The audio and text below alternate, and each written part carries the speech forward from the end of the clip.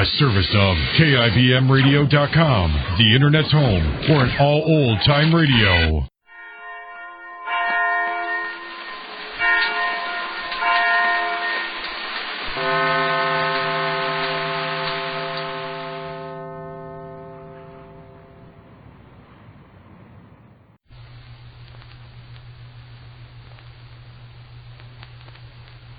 And now, Backstage Wife, the story of Mary Noble and what it means to be the wife of a famous star.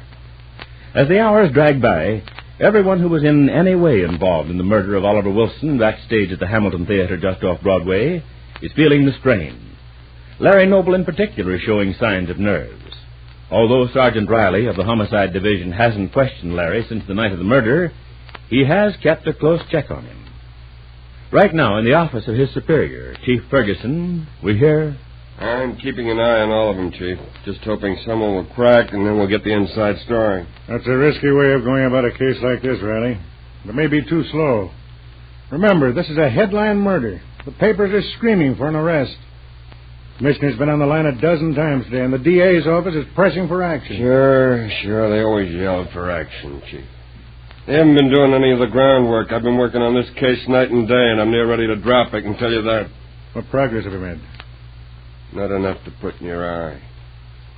This is the toughest mess I've ever tangled with. But there must be some evidence. There must be someone sufficiently suspect to warrant a charge being made out. That's the whole trouble. This case is crawling with suspects. Every one of them with plenty of motive and all the opportunity in the world. Well, that sounds as though you hadn't sifted the evidence sufficiently. You couldn't find more than one or two suspects who wouldn't be cleared on further investigation. That's what you might think, Chief. But I've been over and over the story 1,000 times, and it comes right back where I started. Well, let's hear what you have so far. All right. Here it is. I've got 5 candidates for the job, and every one of them is hotter than a firecracker. Ridiculous. That couldn't be. I tell you, it's the truth, Chief. Just when I'm about to make up my mind it's one of them, something happens to put the spotlight on the other. 5 suspects. Well, there's something wrong about that. There's something wrong, all right. It's the craziest case I ever got pulled in on. I take this Claudia Vincent. She's a dame that's playing in the show over there at the Hamilton. Yes? She's pretty hot stuff. Good looking, plenty of appeal. It looks like she's got this actor, Larry Noble, hooked, but good. He gets her into his show, and it doesn't help his rating at home any. But that doesn't bother him any. He goes right ahead and promotes the doll anyhow. Then he finds out she's up and married this other guy, Wilson. The one who was murdered? That's right. Now, here's an angle on that ceremony, Chief. It turns out this Oliver Wilson is supposed to be the boyfriend of Julia Dixon, that rich guy Barlow's girlfriend.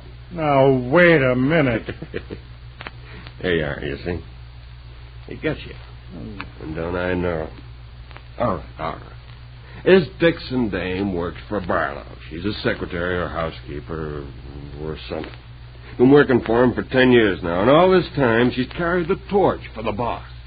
Wants him to marry her. And from what I can get, he's been stalling her.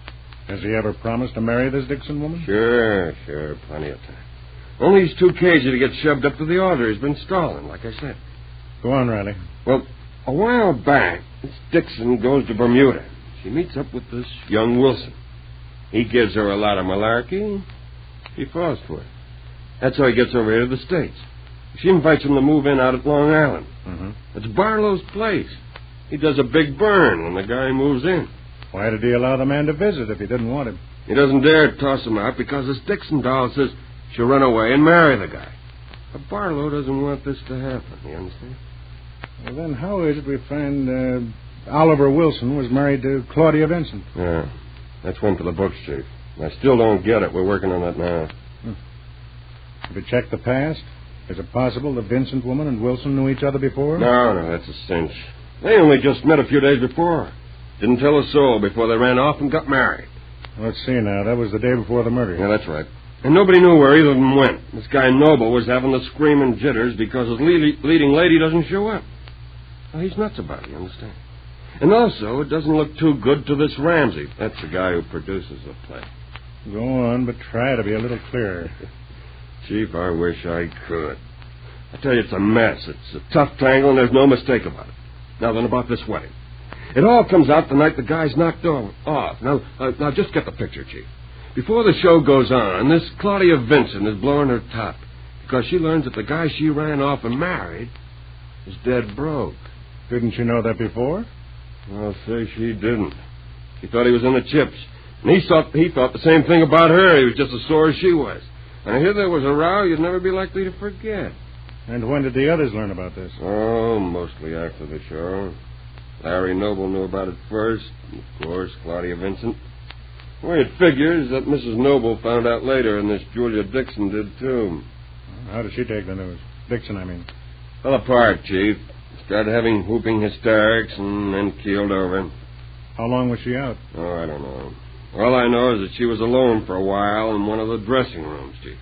In other words, Sergeant, she might have come to, gone out, found young Wilson, and murdered him. Could be. But so could this Vincent thing.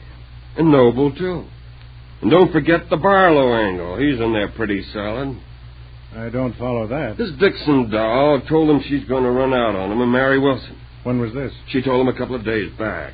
Barlow hits the ceiling because she wouldn't budge. Now, this is while Wilson's playing up to the Vincent dame. Only this Julia Dixon don't know anything about this. And Barlow gets nearly nuts thinking this Dixon is going to walk out on him. He's a hot-tempered guy. Also, he's got all the dough in the world, and he's been having his own way ever since he can remember. Well, you can see how easily that would work out, Chief. You think Rupert Barlow is capable of murdering Wilson? Sure, Chief. He'd figure he could buy his way out of any rap. But do you think he was sufficiently attached to Julia Dixon to commit murder on her account? You said he wouldn't marry her for 10 years. That doesn't sound too interested to me. Well, maybe not, Chief, maybe not. But remember this. Barlow always gets his own way. Maybe he stalled this Dixon for years, maybe. But he didn't figure she'd really walk out on him. And when this Wilson came along, it was different. You know, maybe all of a sudden he couldn't stand the idea of losing this gal. Maybe he thought he couldn't get her back unless this Wilson was put out of the way. All right. For the time being, I'll accept your theory. And that makes 4 suspects. Noble, Barlow, and the 2 women, Claudia Vincent and Julia Dixon. You said there were 5. Yeah, that's right. There's a guy working for Barlow. His name is Victor. Says he's a chauffeur and a kind of valet. I've looked into his record. Pretty bad. In what way? This guy is nothing but a low-grade hood that Barlow must have picked up someplace. Well, he's had a record of arrests for assault. He's the kind of guy who knows his way around the underworld. And right now, plenty scared. How does he fit in? He was seen back there at the theater not long ago before this Wilson was murdered. Not only that, Chief. This Victor and Wilson were having one devil of an argument.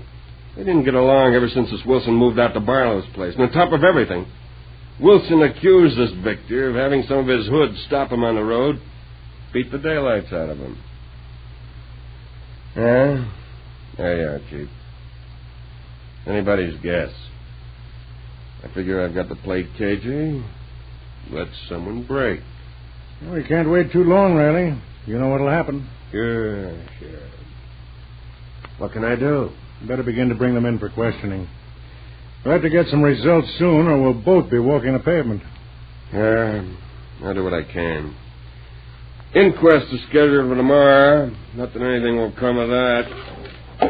Yeah, it'll be the same old thing. Death at the hands of the person's unknown. Just like we didn't know that much already. Report to me every day, and let's get some action. Yes, sir. Couldn't happen too quick for me. At this same time, we find Larry Noble getting ready to leave his Rosehaven, Long Island home. And as he stands with Mary in the front hall, we hear... So long, Mary. I'll call you if they should decide to keep me in New York. Keep you in New York? Why, surely they won't do that, Larry. How can anyone tell? They might come to the theater with a warrant for my arrest. Why, they couldn't do that. There isn't any reason to charge you. Just keep on thinking that, Mary. In the meantime, don't be surprised at anything that happens.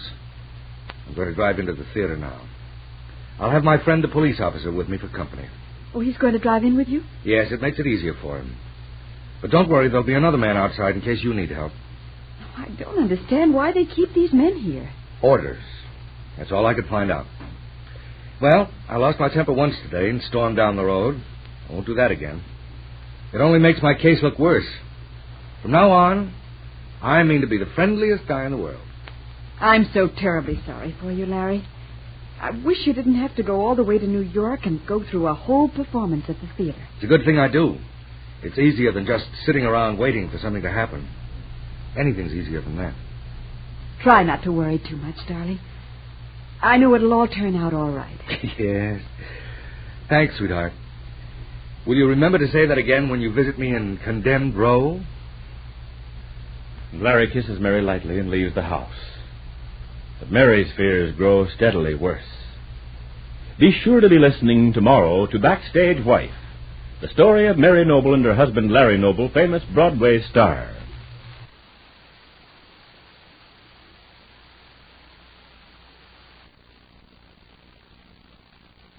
In just a moment, X-1. But first, there's a certain water commissioner whose interest in the ladies sometimes overshadows his interest in civic affairs.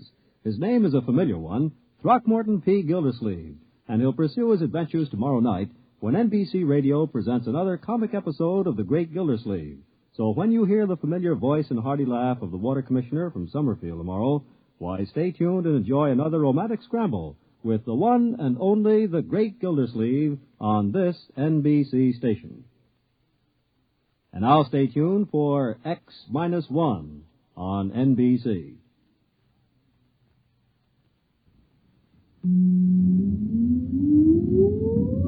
Countdown for blast off.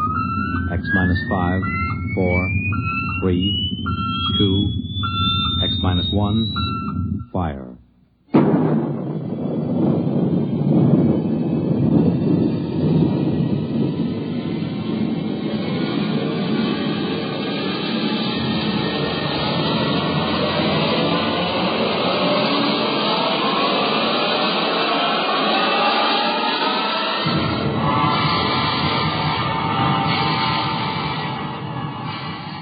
From the far horizons of the unknown come transcribed tales of new dimensions in time and space.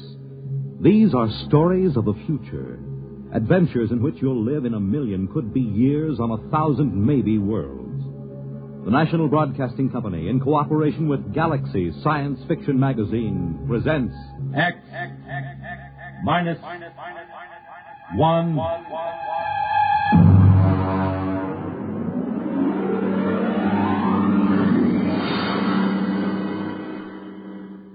Tonight's story, The C-Chute, by Isaac Asimov.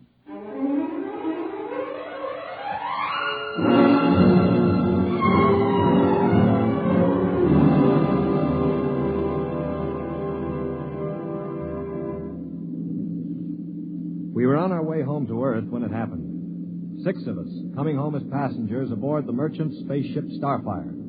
At the start of the Second Interstellar War, the one between Earth and the planet Chloro.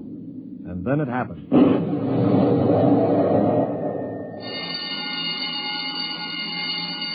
Now hear this. Condition red. We are under attack from a Chloran battlecruiser. All hands forward to battle stations. Passengers will remain confined to the after cabin. Condition red. We are being attacked. The interception by the Chloran cruiser, the murderous running jewel of energy blasts and force field defenses.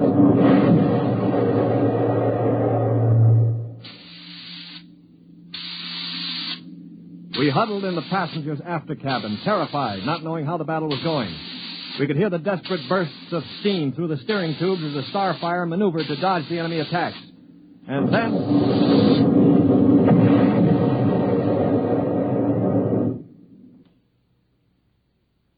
Now what? The beginning of the end, you might call it.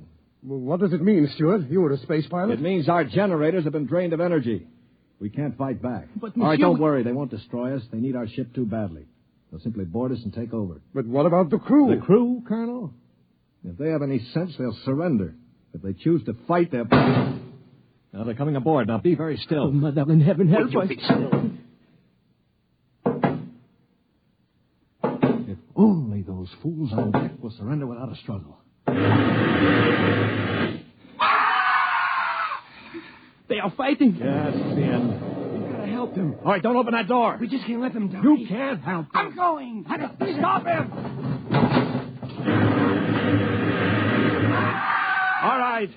Aristide! Shut the door quickly!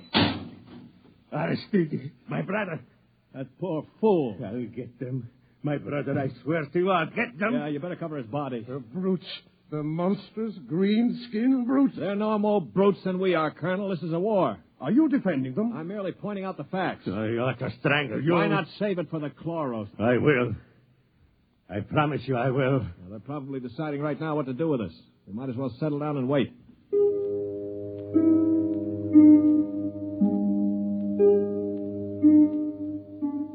We sat there, the five of us, and listened while the Chloran invaders killed off the members of the Starfire's crew. Among us was Colonel Anthony Wyndham, an old Colonel Blimp type with a lame leg. Wyndham had spent his life in the militia back on Earth, but had never seen a battle. There was Demetrius Poliorkitis, who had just watched his brother being killed by a chlorocarbonizer. Poli was a huge man. He and his brother had tried truck farming in Arcturus and given it up after 2 seasons. Then there was LeBlanc, a sensitive, frightened young man of 22, and Randolph Mullen, who looked like somebody's caricature of a bookkeeper. A mild, balding, milk-toast little man. And there was myself, John Stewart. I was the only one who'd ever had contact with the Chloro people.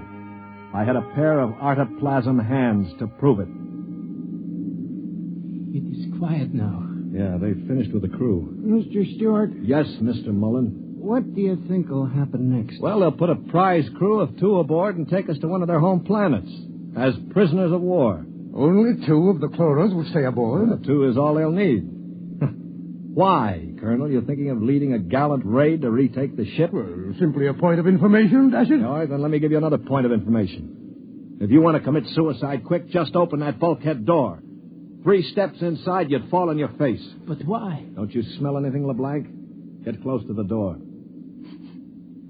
It smells like gas. Yeah, it is gas. Chlorine gas. They breathe it like we breathe oxygen. They've chlorinated the whole crew's compartment. One big whiff of that and we'd all be dead. So just forget about rushing the chloros. How do you know so much about their habits, Stewart? I lived on a chloro planet for 6 months. You see these hands? They were mangled in the oxygenating machinery of my own quarters.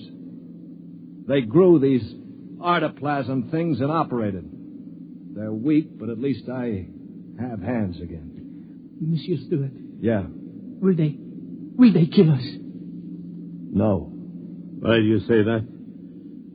Because, in their own way, they're gentlemen. Probably will be interned for the duration. You call them gentlemen. After they killed my brother in cold blood, you call them gentlemen. You know, Stewart, you sound more and more like a blasted greenie sympathizer.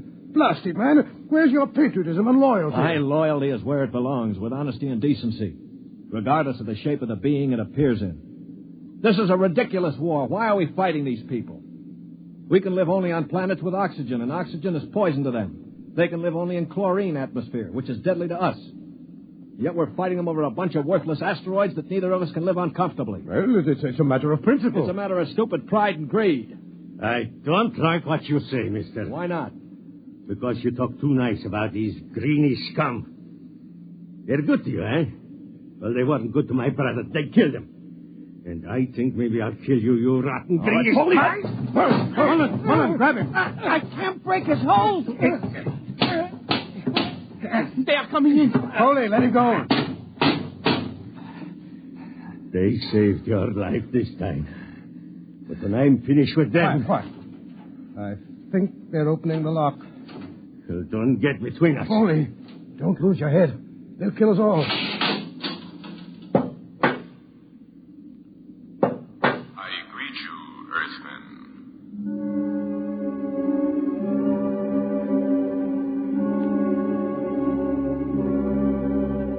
The chloro was not a pleasant sight to anyone unused to it. He was about the height of an Earthman, but the top of him was just a green stalk with eyes. He was still wearing a spacesuit to protect him from the oxygen in our compartment. In one of his tendrils, he carried a chloran gun. As he stood in the doorway, I could see Poliorkitis' eyes begin to glisten with rage. Then, with a bellow like a huge bull, he threw himself at the chloro.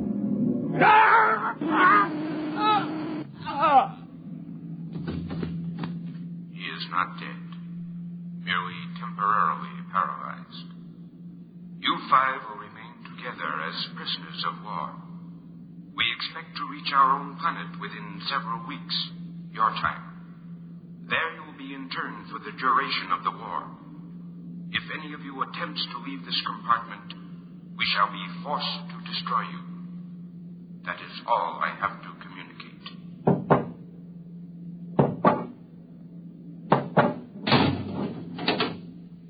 Hadn't we better do something for Mr. Poliarchides? Oh, he'll be all right. Just hoist him up in the cot. That's it. Hi, Polly.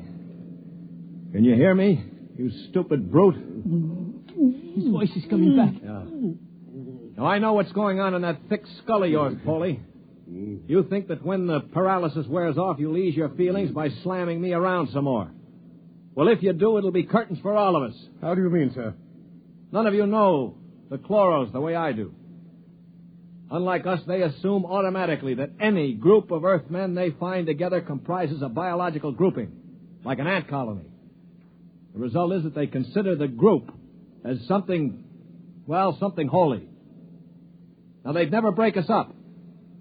And if one of us did any harm to another, they'd have us all executed as a bunch of chloro-type perverts, a non-functioning group. So call all the names you want, but keep your hands to yourself or we're finished.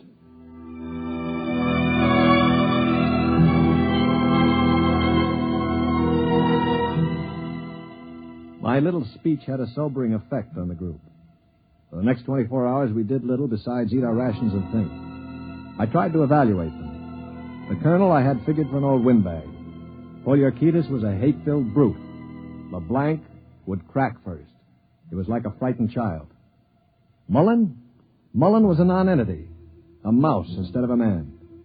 Everything he did seemed prissyish. His voice had the quality of furtively rustling underbrush. How long did you say the trip would take, Mr. Stewart? Well, the chloro said about 2 weeks. Gentlemen, if I may interrupt. Colonel? Now, it has occurred to me that perhaps you know of some weakness that might enable us to overcome these chloros. The only weakness they've got is that they can't stand oxygen. Oh, but there must be some way to get the best of them, man. After all, there are only look, two. Before I answer, Colonel, I have to know your motive. Is it to save your own skin or help Earth win the war? Oh, dash it, man, to help our side, of course. What we're looking for is the way to save the ship for Earth without losing our lives, yes? Well, all right, let's take a vote then. LeBlanc? I have a wife waiting on Earth, Mr. Stewart. I do not want to die. Uh-huh. Hero number 1. What about you, Mullen? I don't see how we could accomplish it without... Hero number 2. Well, Poliarchides? When I kill Chloros, it will be with my bare hands. On their planet, I will kill dozens, I promise you. 3 down. Well, Colonel, don't you want to march to glory, an old militiaman like you? Your attitude is very cynical and unbecoming, Stuart. I see. Well, then I'll have to blow the ship up myself. Stuart! Don't worry, Colonel. I don't intend to be a dead hero. Of course, there is a way we might do it. What did you say, Mr. Mullen? There's a spacesuit and magnetic boots stored in that locker over there. We might be able to reach the control room from the outside of the ship. The outside? But how would we get outside? Well, this compartment has a C-Chute. It must. What is a C-Chute? A C-Chute, my boy, is a casualty chute. It doesn't get talked about much, but all the main compartments have them. They're just little airlocks down which you slide a corpse. Burial in space. Oh, blast it, Mullen. Suppose you did get outside. How could you re-enter the ship? Through the steam tubes, the ones they use to guide the ship. Wait a minute, Mullen. What do you know about steam tubes? I thought you were a bookkeeper. Well, on Arcturus, I got interested in spaceship models. I studied all about them.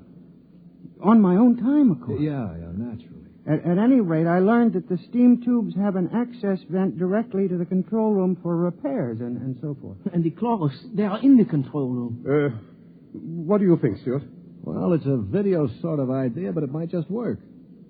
We could get permission from the chloros to open the C-Chute and bury Polly's brother. And one of us could slip into it, work forward, and climb up through the steam tube. The question being, which one? What about you? You with your loud talk and your sneers. I'm no hero, Paulie. I've already said that. My object is to stay alive. The steam tube let go while you were in it, you'd be broiled like a lobster. Now, how about the colonel here? If I were younger, blasted, I'd trounce you. You know very well with my injured leg. Yeah, of course. Not to mention my artificial hands. Well, now, what unfortunate deformities do the rest of us have? Paulie? You just keep talking, Mr. Big Mouth, and pretty soon we'll kick your teeth in. Of course, that's your standard reply to everything, isn't it? LeBlanc, will you do it? I cannot. Not even to get back to Denise? Please, I cannot. LeBlanc needn't go. I'll do it. What? After all, it is my idea. Wait a minute. Are you serious, Mullen? Yes. Well, how? I don't understand. Why? Why you? Well, it seems no one else will do it. But that's no reason, man. I can't think of any other. Look here. Do you really intend to go through with it, sir? Yes, I suppose I do. Well, dash it, man. Let me shake your hand. You're an Earthman, by heaven. You do this thing, and win or die, I'll bear witness for you.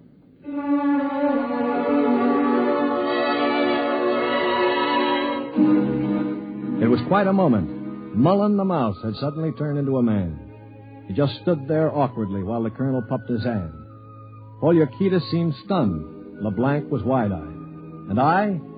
Well, I was in a peculiar position, one in which I rarely found myself. I had absolutely nothing to say. That ought to bring them.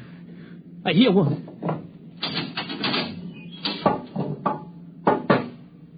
What is it, Earthman?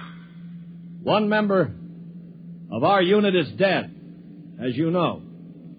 We request permission to jettison his body out of the casualty chute. You may do so. You'll have to open the chute lock from the control room. I will do so. Is there anything else? No. Nothing else, thank you.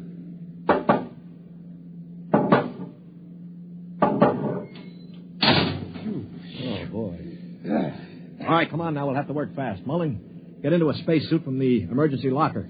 Paulie, help Mom with those magnetic boots. Hurry. I'm working as fast as I can. The arm. All right, give me the helmet. The helmet? Okay. Now, Mullen, you better scratch your nose if you have to. It's your last chance for a while. What about radio contact? You can talk to us. We'll listen in on the helmet set in one of the other suits. The chloros won't have their set on the interphone frequency. Wait a moment. What for? Dash it, what's he going to use for a weapon? He isn't big enough to fight them barehanded. Ah, no, that's true. Well, how about one of those oxygen cylinders? Good idea. Use it to bash them over the head. Now, give him one of the cylinders equipped with a reducing valve. Now, look, Mullen, if your magnetic boots fail and you start drifting away into space, open this valve. See that? Now, you can use it like a miniature jet and try to blow yourself back to the ship. Understand?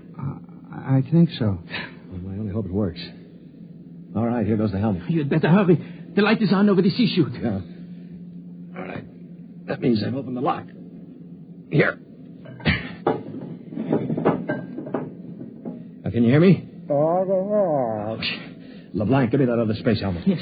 Here. Let me switch on the radio.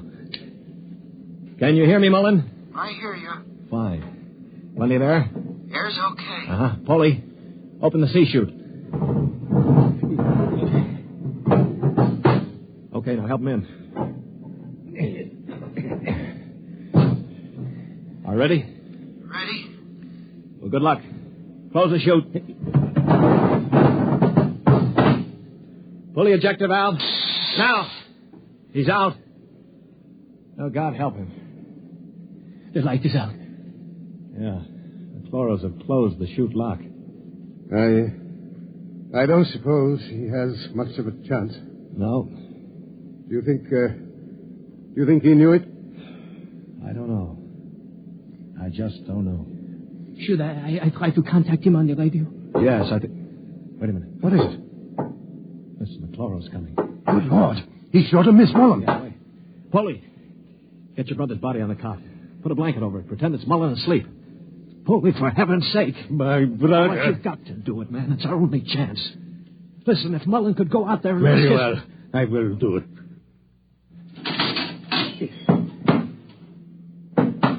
Earthman, Yes. you have jettisoned the body? Yes. Good. Is there something further we can do? No, We are very tired. Our grief is very great at losing one of our unit. We would like to rest alone. I will respect your wishes. I see that one of your units sleeps already. Yes, Mr. Mullen was overcome with grief. I leave you.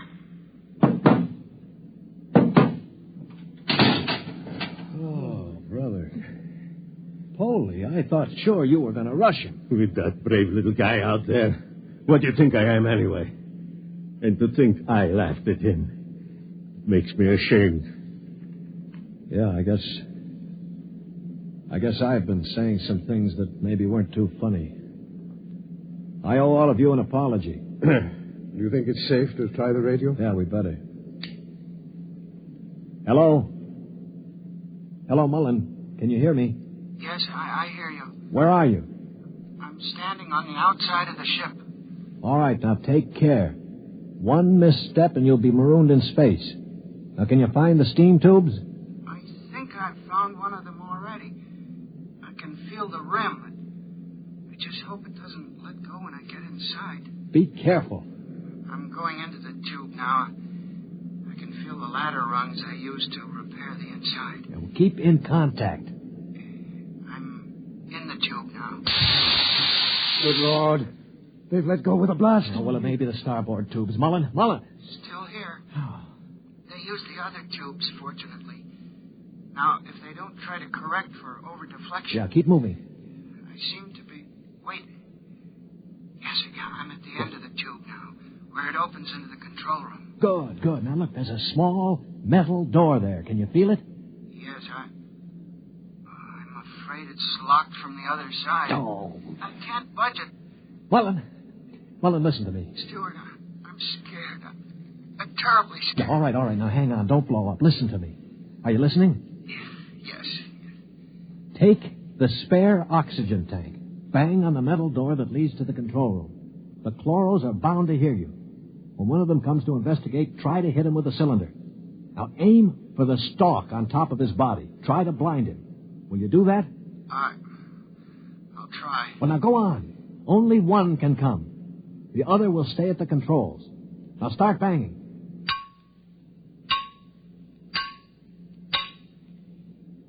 Any luck? No, Wait, I hear something. Something's opening the lock. The door now. I hear... Mullen, what happened? Mullen, can you hear me? Mullen!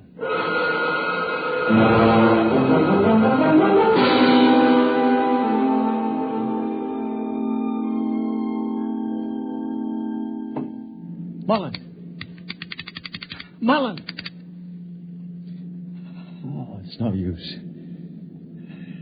They must have gotten him. Yeah, he was one brave little guy, that one. But suppose they have just got him in the control room. I mean, maybe he's not dead. Well, then maybe one of us could rush them. We could bang on the door and jump the chloro. Well, the first guy would be a cinch to die. But I would be willing to take the chance. You? Why not? I could try. Not you. I'm the strongest. I do it. Now, listen, you chaps. I'm an old man. I've got nothing to live for anyway. Suppose I throw myself at the ray gun. Wait a minute. What's going on here? 20 minutes ago, there wasn't one of you who'd risk his little finger to get us out of here. Now you're falling all over each other. Maybe Mr. Mullen teaches us a lesson, huh? Yeah. Okay, Polly, give me the wrench. I'll start banging on the door.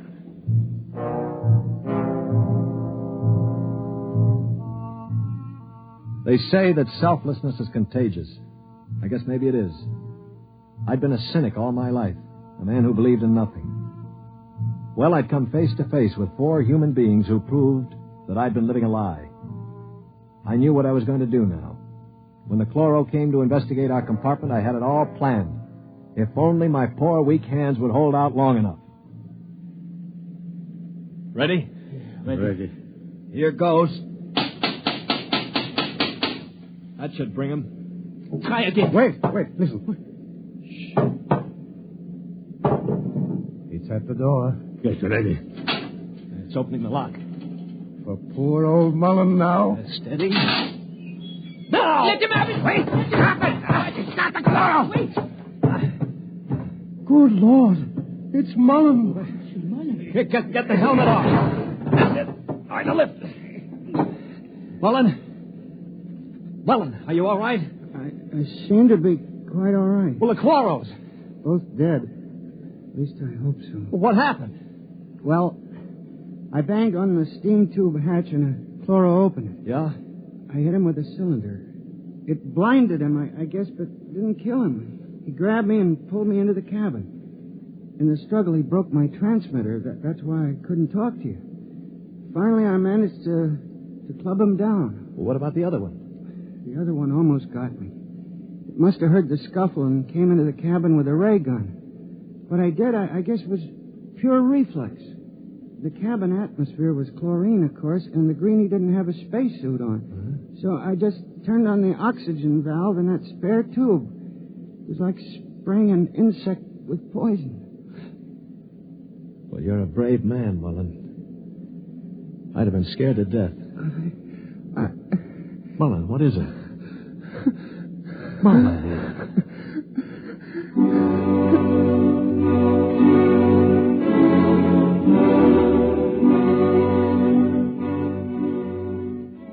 An hour later, false hands and all, I was at the controls of the ship, headed for Earth.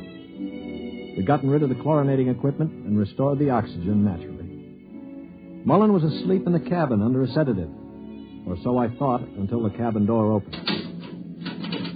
Mullen, for Pete's sake, get back to bed. No, I'm quite all right now, really. Do you mind if I watch how you operate the ship? Oh, no, not at all. Sit down. You know, I guess I owe you an apology. I didn't think too much of you. That's your privilege. No, it isn't anybody's privilege, Mullen, to despise another. For years now, I've abandoned hope of finding any decency in human beings. I owe you a vote of thanks. You embarrass me, Mr. Stewart. I didn't do it for any heroic reasons, I assure you. Far from it. Well, why did you do it, Mullen? That puzzles me very much. Well, Mr. Stewart, I'm a bookkeeper. 17 years ago, I left Earth to work on Arcturus. I never made much impression on anybody on Earth, although I wanted very much to have people like me. Well, about a year ago, I started to write to my family again. Don't ask me why. And then I asked for a leave of absence to go home after 17 years. Well, I still don't understand. It wasn't patriotism or love of a woman or money or any of those things. What was it? Mr. Stewart, haven't you ever been homesick?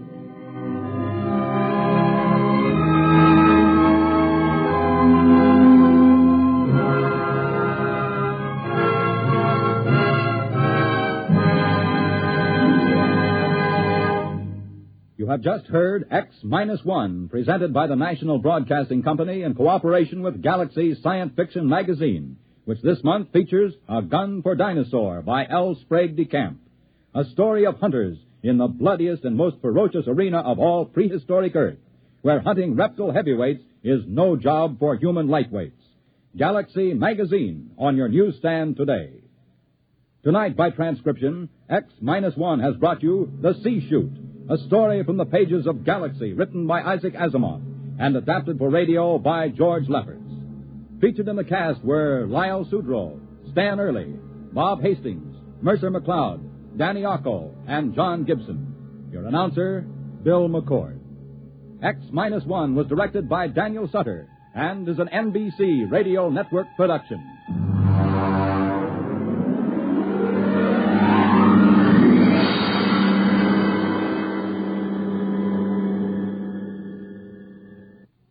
Next week, on a distant planet in a forgotten colony of Earth, a man is ordered to commit a murder. Listen to Skulking Permit on X-1 next week.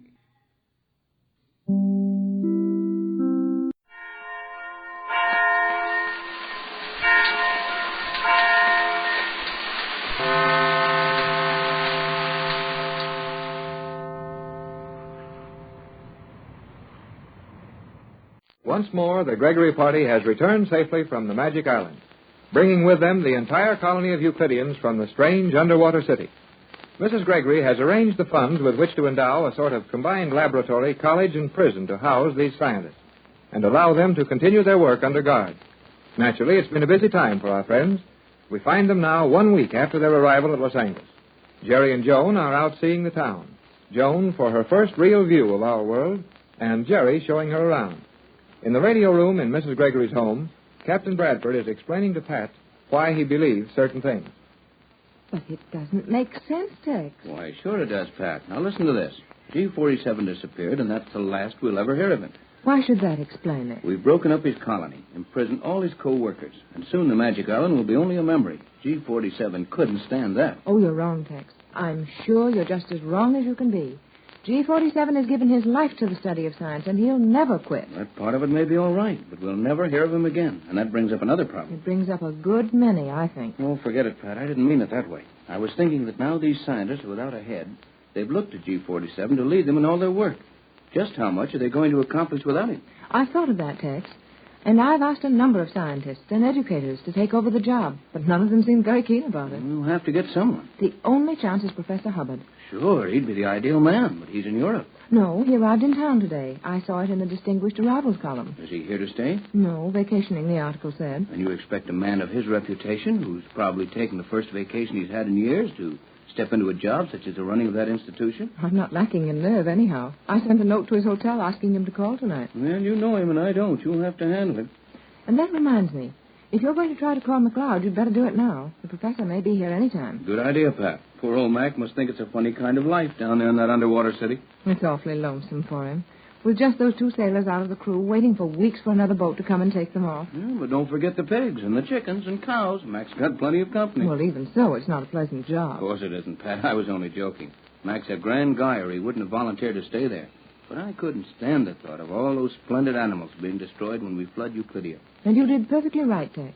The Euclideans have developed domestic livestock to a fine point, and we'll be able to do a good deal with that collection. In the meantime, I'd better try to get Mac. Bradford to McLeod. Bradford to McLeod. Gregory Home Station to Euclidia. Hello, Mac. Hello. Why should it take Mac so long to answer? I told him to be ready at this time every night. Well, remember that he doesn't claim to be a radio engineer, and after all, we're 4,000 miles away from Euclidia. Don't expect him to operate that radio as well as Thales did. No, that's the trouble. No one does anything as well as those blame Euclideans did it. Hello, Captain Bradford. This is Angus McLeod calling Captain Bradford. Can you hear me, Captain? You bet I can, Mac. Go right ahead with your report. I have little to report. All is well. He'd say that if the city was flooded. Hasn't anything happened, Mac? Not a single solitary thing. No water leaking into the city from the island? None. We found a half-dozen steel safety gates in the tunnel leading down from the island. We closed them, and there's no danger now. Well, it's only about another 8 or 9 days, Mac, and that cattle boat will arrive there to pick you up. Aye, Captain. I'll be ready for it. Is that all? That's all. Then if you'll excuse me, I'll get along to my pigs. Good night. Night, Mac. I wonder if Mac doesn't realize that conversation is free. He sure treats it like an antique, but he gets his work done. And instead of being lonesome, he's worrying about his pigs. Euclidia does funny things to people. Yes? It's Joan and me, Mrs. Gregory. Well, come in. Jerry Hall, how many times have I told you to say it is Joan and I, not Joan and me? Oh, okay, then. It's us. That'll do nicely, Jerry. What have you two been doing? We have been enjoying ourselves. You have. Well, now what? Well, we were supposed to go to a show after I took Joan through one of the big stores downtown, but we were still in the store at closing time. And what do you think we were doing? Whatever it was, Joan looks like she enjoyed it. It is very nice. I want Jerry to take me down there again tomorrow. Oh, I will not. Well, for heaven's sakes, what is it? Well, Joan got started riding those blame escalators, and I couldn't get her off them. Is that so funny? Well, it wasn't funny to me after about the 200th time we rolled up and down. You must have had quite a time, Jerry. Yeah, I did. I don't blame you a bit, Joan. I ride those things a lot more than I need to, just for fun. There, you see, the captain likes to ride them. Okay, then, okay. The next day you feel one of those up-and-down tours coming on. Let the captain take it. Well, I wish I could have seen you. Oh, Joan, I'm so happy to have you back home and riding escalators in a store rather than elevators on Euclidia. Yes, you're a lot safer here. Oh, gee. Golly whisk. What is it, Jerry? We forgot. Oh, Jerry, so we did. Something important? Well, I don't know. But there's a funny-looking old man down in the living room. A man in the living room, Yes, Jerry? Mother. Jerry and I met him at the gate, and he said that you had asked him to call. Professor Hubbard. Sounds like it. We mustn't keep him waiting. Come, Tex. How about Jerry and Joan? Oh, don't worry about us. We'll find something to do. I wish we might ride those escalators again. Oh. No, I think you two should come along. The professor is a very interesting man, probably the outstanding scientist in the world today, and a man of whom I'm going to ask a very great favor. Oh, sure. We'll be glad to go if you want us. Well, then let's hurry and all go. Should we not lock the door of this radio room? Oh, Joan, dear, we're in Los Angeles now, not on Euclidia. We had to be careful once, though, when Hollywood was full of Euclideans. These are very beautiful stairs, Mother. But would it not be nice if they were equipped Joan, with... if you ask your mother to put a moving stairway in here, I'll think of something to do to you. Now, you two be quiet. You're going to meet an important man, and Mrs. Gregory is going to ask him Quiet, Tex. Good evening, Professor Hubbard. Mrs. Gregory. Oh, I'm sorry you've been kept waiting, but the young people forgot to tell us you were here. That is the usual penalty for age, is it not? To be forgotten by the young. So good of you to come, Professor. This is Captain Bradford. Tex, Dr. Hubbard. Heard a lot about you, Professor. This is a real pleasure. That pleasure is mutual, Captain. I have long wanted to meet so able a scientist who was level-headed enough to think of other things occasionally. May I present my daughter, Joan? We've just had Joan with us a short time. You need not tell me of that, Mrs. Gregory. The story of your daughter's discovery on that unique island in the South Seas is common property. You are an interesting young lady, lovely as your mother. And to be interesting and lovely is an accomplishment. And this is Jerry Hall. You were one of the searching party, were you not, Jerry? Yes, sir.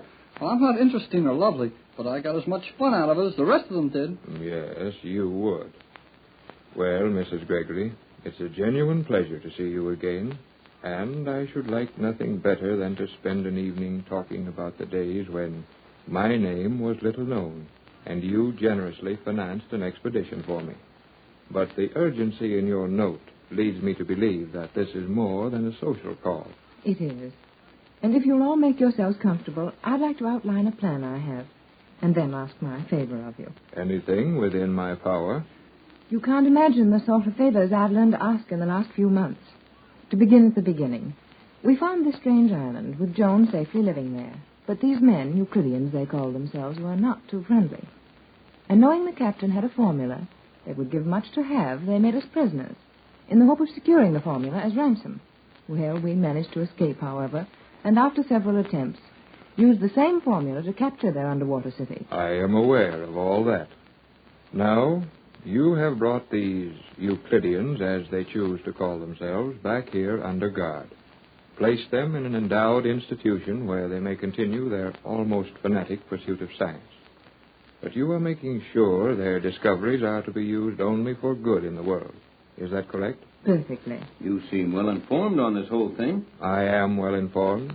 You may be surprised when you learn just how well informed I am. I know that your reason for inviting me to call here this evening was for the purpose of asking me to take charge of your scientific, shall we say, college. How did you guess that? It was hardly a guess. Your colony is without a head now. Those men need a leader, and you neglected the little matter of bringing their leader with you. Tex, do you realize what the professor has just said? Yes, but what's more important, I'm beginning to get an idea why he said it and how he knew all about this. I am pleased with you, Captain Bradford. You think very rapidly. And unless I am much mistaken, the young people are wondering if certain characteristics of voice and manner are not familiar to them. Jerry, do you? Yeah, I do. But you've been active in Europe all these years. In my spare time, I have managed to be seen in scientific circles in Europe, that is true. But I spent little time there. You are G47? Yes. I am G47, head of Euclidia, and greatest scientist in the world. Jerry, think of that. My head won't work anymore. You think. Well, Professor, you place us in a strange position. You realize, of course, that your identity as a professor is established. That it would be utterly impossible for us to prove that you were ever G47. That is true. This is all a little too much for me. Well, look, why not let the professor, or G47, or whatever he wants to call himself, take charge of your college? I think that is an excellent idea, Mother. You hit it, Jerry. Regardless of the identity of this gentleman, he is the only man in the world who can get from that group of scientists the treasures they are capable of making. I am glad you are so sensible. I will accept the position as head of this novel institution and will conduct its affairs to the best of my ability. One thing I must have understood. No one was ever harmed on Euclidia. And in the future, any of my people who desire to return to your society must be allowed to do so. As for myself, I had rather be a Euclidean than a free citizen of any country. Tomorrow morning, if you care to visit your scientific colony, you will find me working with the rest.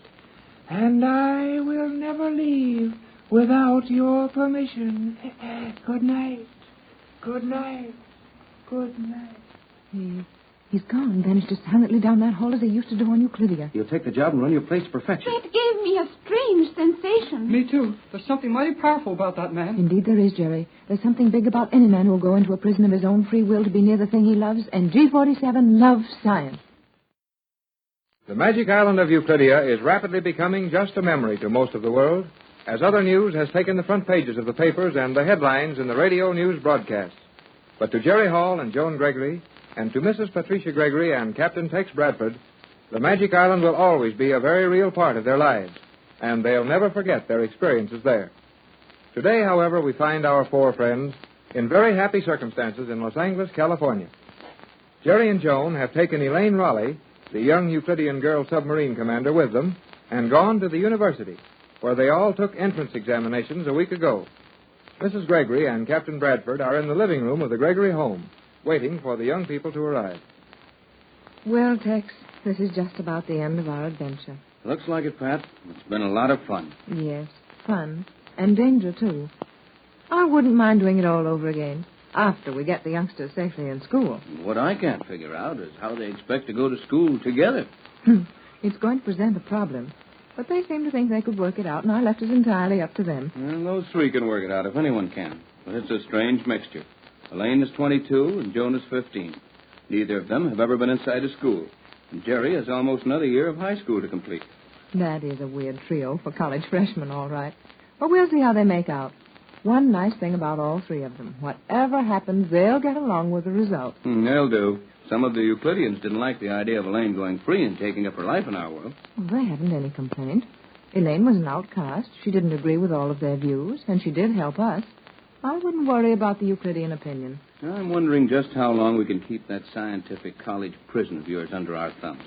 I think that G47 will hold them in line as long as we can supply all the materials they want for their experiments and treat them kindly. I hope they're right, but I have a feeling that one of these days we're going to hear more from them. Tex, the light. Radio room signal? I think so. It was just a slight flash. That would be McLeod. He isn't getting out any too well with that set on Euclidia.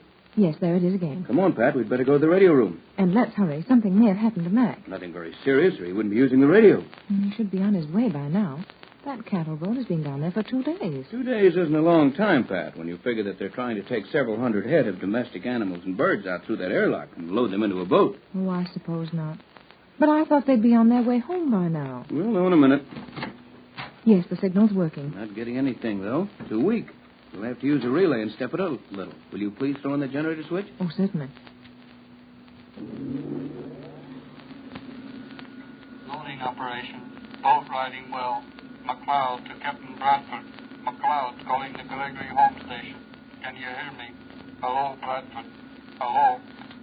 Okay, Mac, we're getting you fine. Go ahead. Hello, Captain. I was just about to quit trying to reach you. The boat is loaded, and we're ready to sail.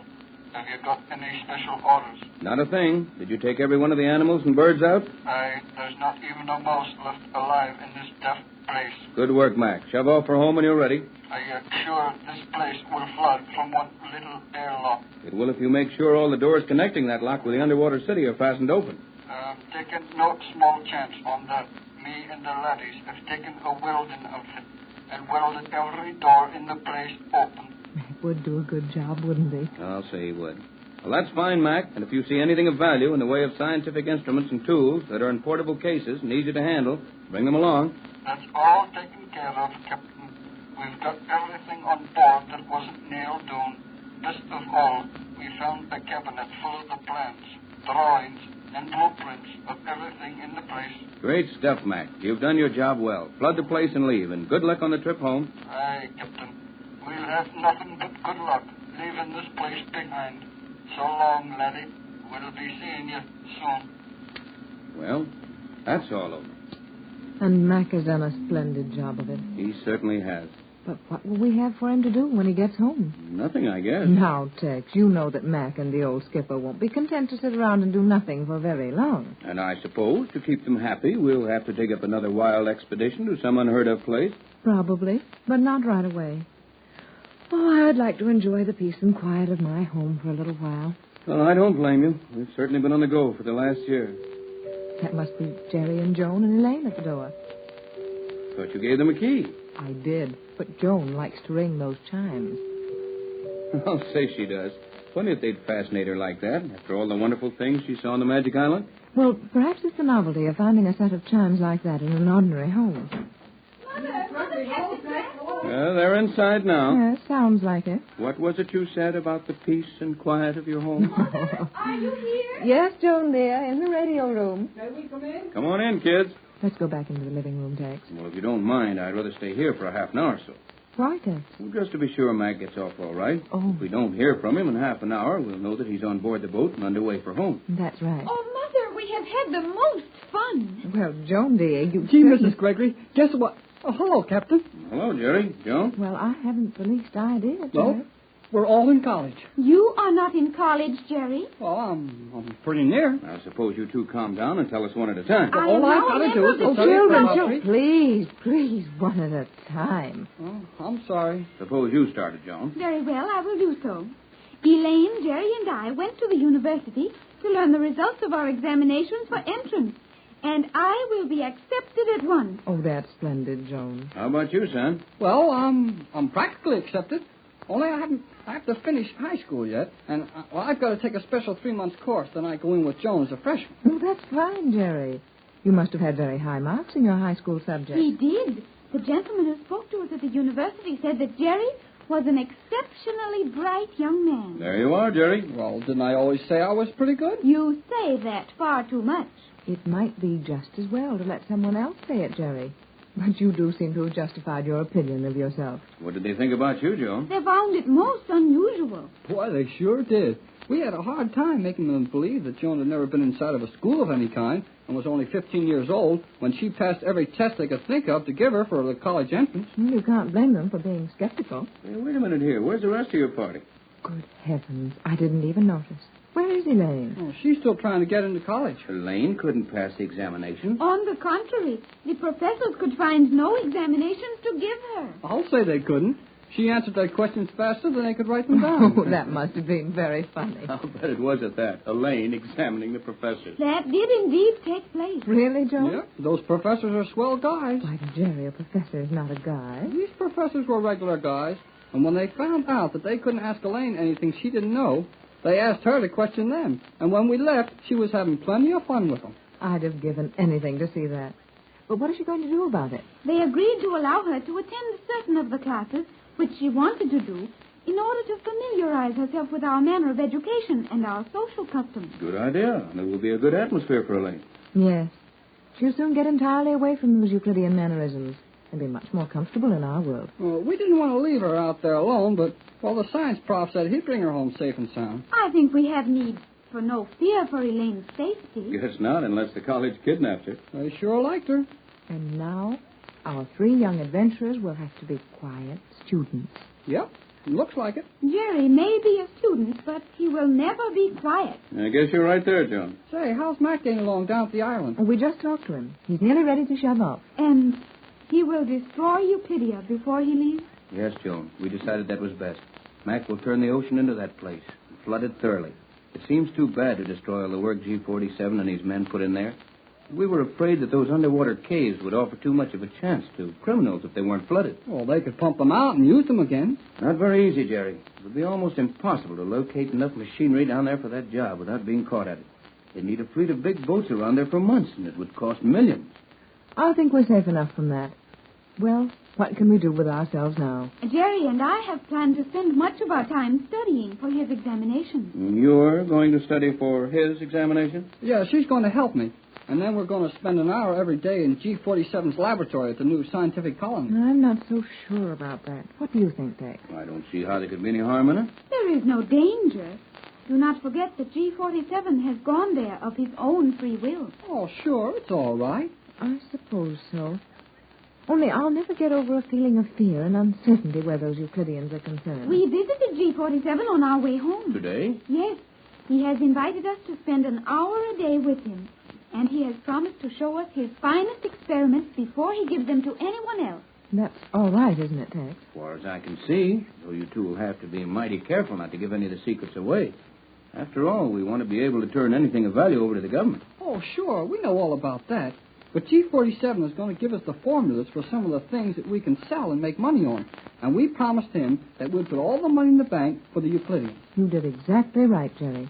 Texas planned to sell the formula for the soundproof paint to the moving picture and radio studios, and the television instruments also. And all of this money is to be used to support the new Euclidean colony, under our jurisdiction, of course. I was very doubtful of your experiment at first, Mother, as the Euclideans were so independent. But since they have understood that they may do as they please in their new home, I believe they will remain happy and contented. I think so. And we've done a good job. We certainly have, Tex. Yeah, it's been a long time since that first night when I came here and asked you to take me with you when you went to look for Joan and the Magic Island. It's really not so long, Jerry. Only a few months. But so much has happened to us that it seems longer than that. Jerry, I think it is time to tell them of your surprise. Well, can you leave this radio room now? I guess we could, but we'd have to stay in the living room where we can watch the radio signals. Oh, couldn't you get Johnson or somebody to stay here for a while? Well, of course we could, Jerry, if there was any reason for us to leave the house. I would like it, Mother, very much. What is all this? Well, Joan and I are going to be on the radio tonight. You are? Yes, Mother. We have been asked to tell something about our experiences on the Magic Island and down in Euclidia. Well, that's good, but you don't need us along. Pat and I'll stay here and listen to your broadcast. Well, we thought maybe you'd better come along so we didn't say the wrong thing. We won't worry about that. Of course not. You two go along whenever you get ready, and we'll hear from you here. And when you get home, we might have a party ready for you. Oh, Mother, you two have a surprise? Yes, dear. Tex and I are giving a little party for you and Jerry tonight. You've earned it, both of you. Oh, Jerry, that will be nice, will it not? Will it? Golly, whisk.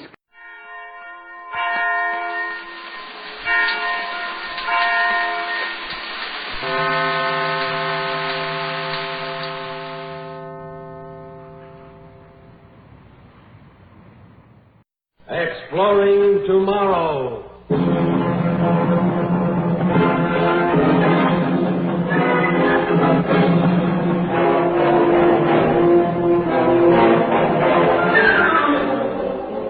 And now, here is your guide to these adventures of the mind, John Campbell. The term genius is fairly common in our language today. I wonder how many of you realize that the term originated with the old Arabian Nights concept of the genie. You know, the magical creature that came in a bottle and had such wonderful powers. The story is about a whole planet of geniuses. Genie. Interesting people to try to enslave, you know. Laboratory scientists have as much fun as anybody else, you know. One of the laboratory laws, sometimes called Finagle's Law or Murphy's Law, goes, in any laboratory experiment, if something can go wrong, it will. Well, this is the story of a planet-sized laboratory experiment in which something could go wrong.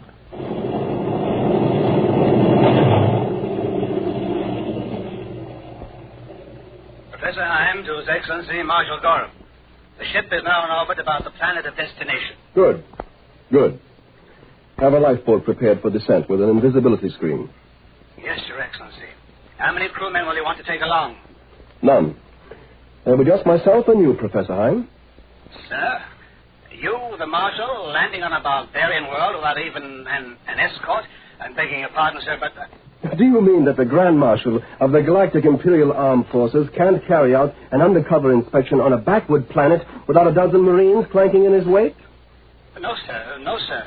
And please remember that the people down there have no weapon more powerful than a bow and arrow. Whereas I will be carrying a nuclear blaster under my coat. Yes, sir. Of course, Your Excellency. And while we are down there on that planet, Professor Heim, stand by for possible action. We may have to bombard the place with cobalt missiles. Wipe all the life off it. Sterilize the entire planet, sir? You heard me, Professor. I said we may have to. Not that we will. It depends on what I find down there. That peaceful, primitive world may turn out to be just another stupid scientific experiment. Or it may turn out to be the worst danger the Empire and all its stars have faced for 1,000 years. Now, I want you, Professor. I'm in my office at once. Over.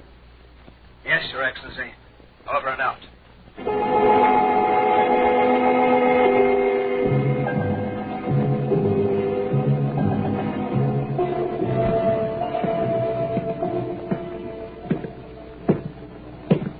Oh, there you are, Professor Heim. Yes, Marshal Gorham, here I am. We've arrived at your experimental planet. I know. I was just watching it float there among the constellations. I don't know a more beautiful sight in the universe. Well, break out the native costumes for us, too. We're going down. At once? I am a military man, Professor, not one of your psychologists. Now, so far, your people have spent 1,500 years studying that planet. But as for me, there's war on the Imperial borders, and I can spare 3 days. 3 days to decide? To decide whether we can let your experiment go on or whether to discontinue it, shall I say? But only 3 days. Marshal, you don't realize it would take a week just to explain the statistics of... I know, I've heard it all. 1,500 years ago, the Psychological Research Foundation decided to learn what makes human history tick by running controlled experiments. So it took a lot of uninhabited planets and put different kinds of people on them. Well, their memories wiped out, Marshal. The first generation started out knowing as little as animals. They had to discover everything for themselves. Fire, language, the wheel. Do you imagine that their descendants could have learned enough to menace us? To threaten an empire that for 3,000 years has controlled millions of planetary systems? We've been through all this before, Ian. I've told you again and again, I'm not worried about your other experimental worlds. They're still cavemen or less. But this planet here, pure genius stock. A planet where nobody has an IQ below 150. And God knows how high they go. Well, I just can't tell about them. And His Majesty is worried, too. There have been rumors. He sent me here himself to decide whether or not those rumors could be true. But the people down there don't even know the Galactic Empire exists. Why, the men there are still farming with plows and sailing in steamships. Sure. What of it? Ordinary men on Earth with an average IQ of 100 needed maybe 500,000 years to get as far as your geniuses have in 1,500.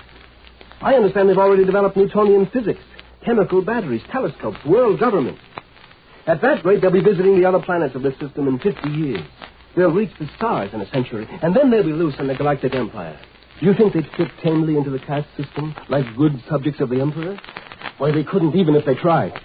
They'd produce a new invention and a new philosopher every day. And that would mean the end of stability, and that, Professor, would mean the end of the Empire. So you say, but you're a soldier. You don't understand. Yes, I know. I'm a dirty militarist who can't see past the end of my own guns.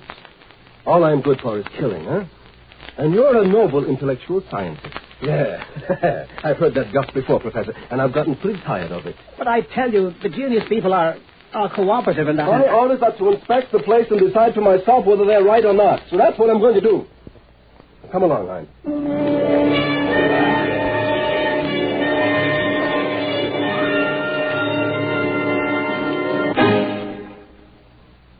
Exploring Tomorrow continues in just a moment. When driving, luck can stay with you for years. But on the road, it can leave you in a split second, a tragic split second. So drive carefully. You will live longer, and you will arrive alive. There's been considerable discussion of what constitutes good and evil over the last few millenniums. But, you know, there's an interesting comment someone made. I don't know where it did originate. Melodrama is the conflict between good and evil. And tragedy is the conflict between good and good. When two good men, each with a good point to make, get into conflict, that's where real tragedy starts. All right, Professor. I've got the lifeboat into the atmosphere and leveled off. So where do I head now? Hi. Wake up, you wool-headed dreamer. I'm sorry, Marshal. I was thinking, looking out the porthole and thinking. What about? How lovely the sky is. So blue. And the land below, mountains and forests and hopeful young farms. Oh, no, a poet yet. Well, I'm thinking about my job of inspection. Where shall we go? Fly northeast for 700 kilometers and you'll find this planet's largest city. It's also the capital of the world government. That'll do. I should be able to observe a pretty good cross-section of the genius race. Do you seriously believe you can decide the fate of an entire world on the basis of what you see in one city? How do you expect to learn anything, even there? You don't speak any of the local languages, not even the international one that developed. You'll talk for both of us. We'll claim to be visitors from a long ways off, the opposite hemisphere. We'll just wander around town for a couple of days, and I'll get the feel of the place. You mean you decide whether these people live or die just on the basis of a hunch?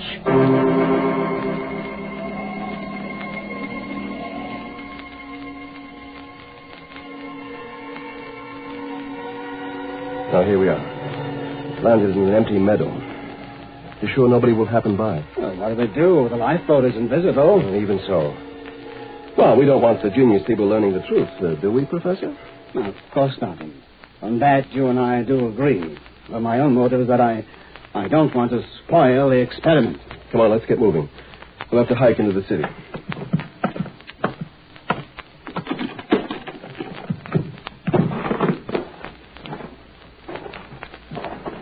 It's nice outdoors. Sunshine. I don't know when I last breathed air that didn't come out of a tank. And you turn all this into black radioactive ash. Come on, I said, let's start walking.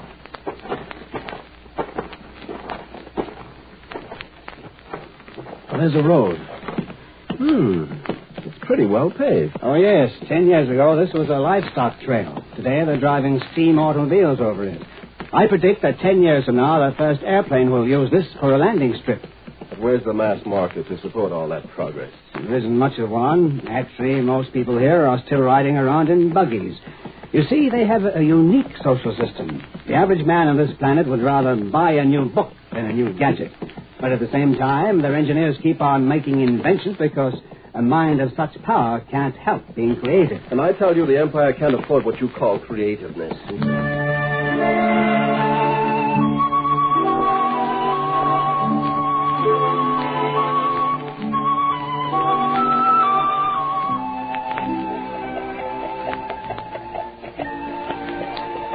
So this is their biggest city. Right. There are about 1 million people in it. You call that a city? Considering the small population of this world, yes. It's backward, all right. Carts pulled by animals. Water pumped by windmills. Bearded men in clothes of vegetable fiber.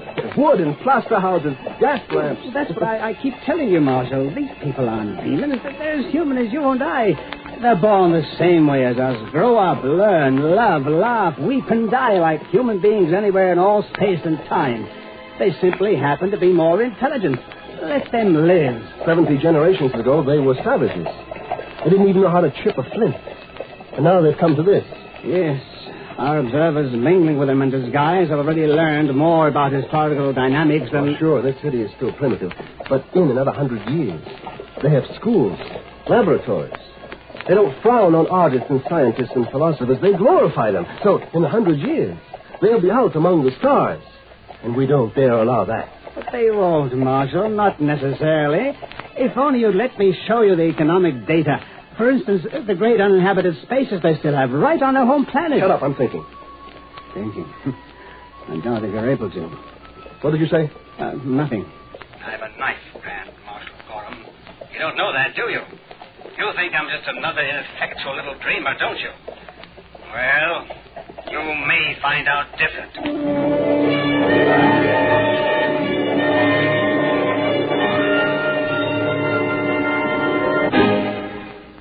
If by militarist we mean someone who believes that it is necessary to use physical force to carry out, to implement a theory, a belief, then it looks to me like Professor Heim has become a militarist.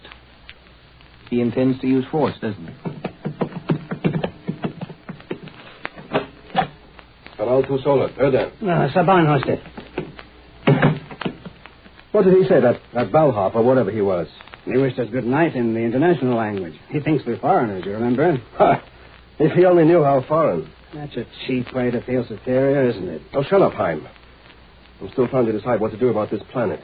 There are too many paradoxes. The waiter in the restaurant wanted to ask you about the ethnology of the country he thought we came from. This is a nice, clean hotel room, but it doesn't have running water. And yet the clerk downstairs was reading what I swear must have been a mathematical journal. Does that make them monsters? Under the social system here, such routine jobs are done by students. And, of course, every person on this planet goes through at least 5 years of college. But that's all it amounts to, Gorham. A whole world of long-haired dreamers who are experimenting with aircraft and rockets, who developed the theory of evolution before they learned how to smelt iron. I don't trust them. Of course, you don't understand them. You're too... I mean... Too stupid? Isn't that what you're going to say, Professor? I'm just a dumb militarist who worked his way from private soldier to Grand Marshal of the Galactic Empire. No fine scientist, just a hired hand keeping the barbarian raiders off your scientific back. Well, Professor Heim, I happen to be the man who will decide what's to become of this planet of geniuses. And have you decided yet, Your Excellency? Not yet. I can still take a couple of days to... 2 more days? After the Foundation worked for 1,500 years? Wait. What are you doing? This is a knife in my hand, Marshal Gorham. Don't move. If you reach for that blaster, I'll kill you. You gone crazy, Heim? No. You're the crazy one. You're the lunatic who wouldn't blood out man's last best hope, this planet. You allow yourself 3 days to decide the whole future of the world. Now unbuckle that blaster. Don't let your hand come near the trigger. I'll drop it on the floor. Kick it over to me. So. Now I've got you where I want you. But, Professor, I haven't decided anything yet. I might decide this experiment is safe. I might still report to the Emperor. There's nothing to be afraid of. He can forget your race. You might, but I know you won't. I'm going to kill you, Marshal Gorham. I'm going to report to the spaceship captain that you died accidentally, and then I'm going to hope that the next Imperial Inspector will be more reasonable. Look out! Stand back, you fool! Don't! I only stabbed you in the arm that time, Marshal Gorham, but you're in a corner now. I'll get you this time. Clo, very down. Go along, or I don't belong, you rat. Who's stomach, Schulte, Clo? Clo! You spoke their language. You already know the language of this planet. Aye. The attendant has the key, of course. He's coming in. Drop that knife, Professor Heim. He's a husky chap. Salomona. Yeah. Take la odore. Drop that knife, I said, Professor. Yes, of course.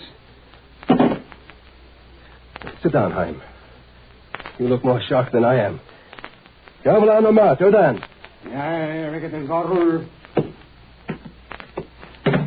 He's gone after the first aid kit for me. Not that you hurt me seriously. I'm sorry. It doesn't matter. And you're a native of this planet yourself. Yes. I was born here, though I've lived most of my life out in the Empire. We thought we were keeping a planet full of geniuses and ignorance. How long have you known? We began to suspect the truth 500 years ago. And we discovered that all life had evolved from lower forms, but couldn't find a subhuman ancestor for man. And finally, your disguised observers were identified. We even used blind man techniques to spot those wearing invisibility screens. Did you really expect you could go on fooling a race with twice your brain power? Well, we thought so. Yes, I suppose it was foolish. Some of us wormed our way into space as stowaways or in disguise, that sort of thing. People here live quietly, so as not to give the show away. We don't tell our children the truth till they're old enough to keep up the pretense. But meanwhile, for the past 300 years, our agents have been out in the Empire, learning everything you know, posing as citizens, working up into the key positions of your government. We can do that by sheer merit. Yes, obviously you can become Imperial Marshals. Twice. And when the Emperor got suspicious, he sent me, his trusted soldier, a notorious anti-intellectual, to check up for him. Naturally, I was going to give this planet a clean bill of health, but I had to string you along first to make it look good. Evidently, I put on a better act than I had planned. And now that I know your secret? I'll have to report that you were accidentally killed here, Professor. But don't worry. All you have to do is spend the rest of your life here as one of us. I don't think you'll mind that. Oh, no, not personally. I'd enjoy it. I used to envy the people on this world. But when you, your race, I mean, when you've completely taken over the galactic empire from within, what do you plan to do? Well, we'll remodel it, shall I say. I'm afraid you wouldn't understand exactly what we intend to do. It's a little beyond your grasp, but it will be for the benefit of the ordinary galactic citizen, too. The poor, backward, benighted galactic empire.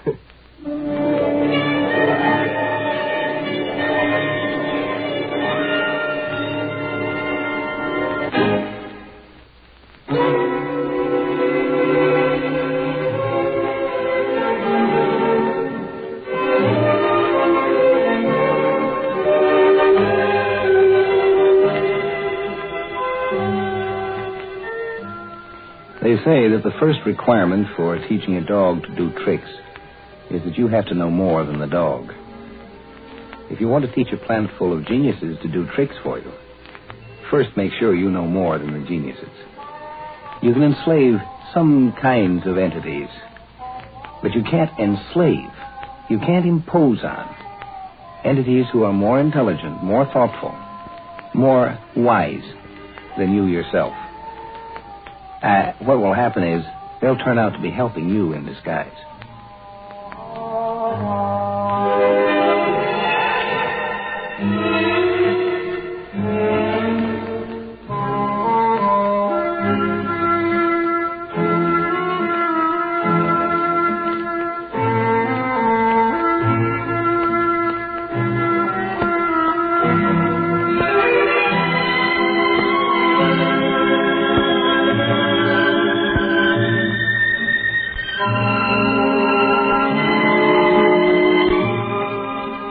Join us for a fascinating adventure in Exploring Tomorrow. Heard in our cast tonight were Ron Dawson and Al Ruscio. Script was by Powell Anderson, produced and directed by Sanford Marshall here in New York. Guy Wallace speaking.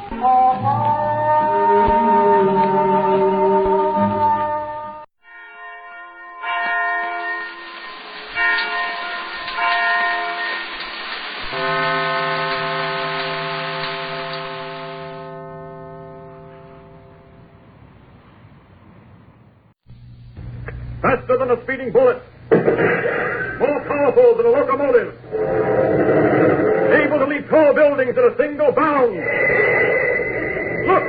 Up in the sky! It's a bird! It's a plane! It's Superman! Yes, it's Superman, strange visitor from another world, who came to Earth with powers and abilities far beyond those of mortal men.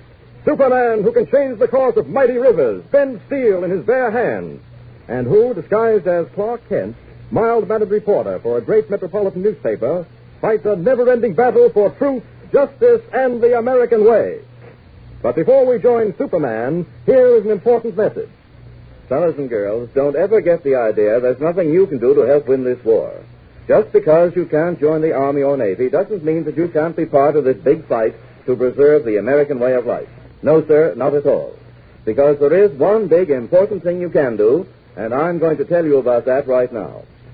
You see, aside from the fact that we can't all be soldiers, sailors, or Marines, because we're too young or too old or something, it's necessary for a good many of us to stay right here where we are. As a matter of fact, Uncle Sam says that for every man in the armed forces, there must be 11 people back home to keep them well supplied and to see that everything runs smoothly. It's sort of like a civilian army that cooperates with the armed forces to help win the war. And that's where you come in, you and I. For we are all members of this civilian army. And the best way we can help our boys at the front is to buy war-saving stamps and bonds and buy them regularly. How does that help? Well, let me tell you. It helps our government to finance the war. It helps to buy the guns and tanks and planes and all the other things the Army, Navy, and Marines need to knock out the Nazis and the Japs. For instance, every time you buy a 10-cent war-saving stamp, your dime will pay for 5 bullets. And every 5 10-cent stamps buys enough fuel oil to carry a destroyer a full mile. So you see how important it is for you to buy a war-saving stamp every time you've got a dime. Now see if you can't get Mother or Dad to give you a dime every day, or even every other day, with which to buy war-saving stamps. Talk about this with all your friends. Ask them to buy war-saving stamps regularly. Ask your mother and dad and all your neighbors and relatives to sign Minuteman pledges. Do all you possibly can to build up the sale of war-saving stamps and bonds.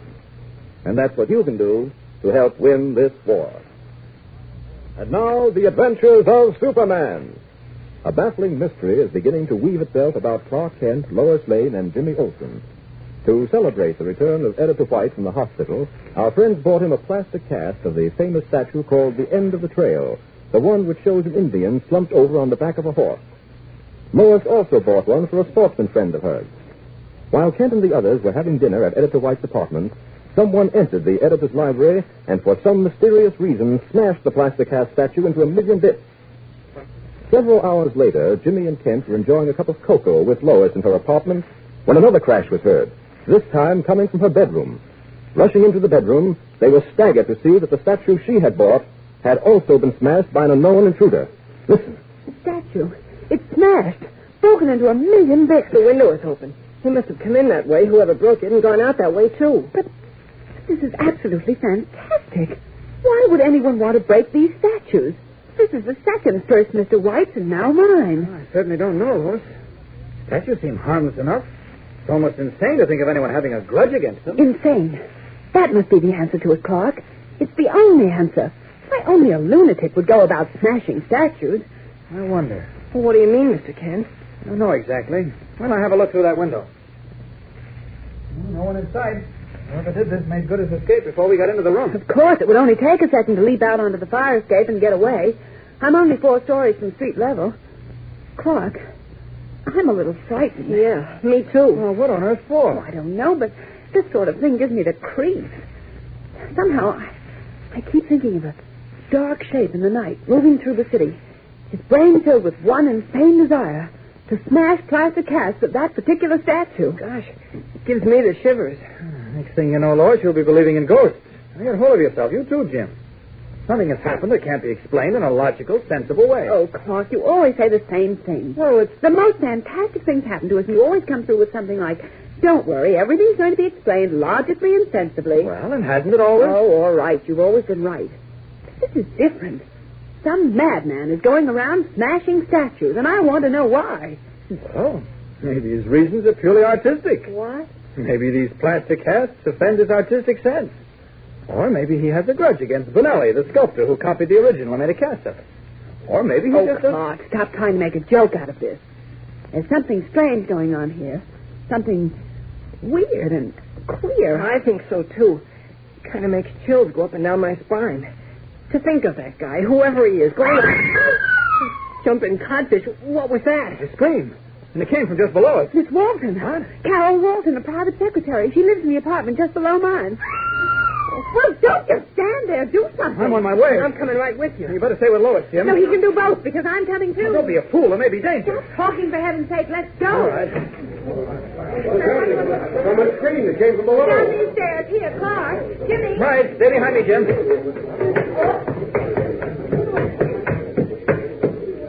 Is this her apartment? Yes, this is it. Walton.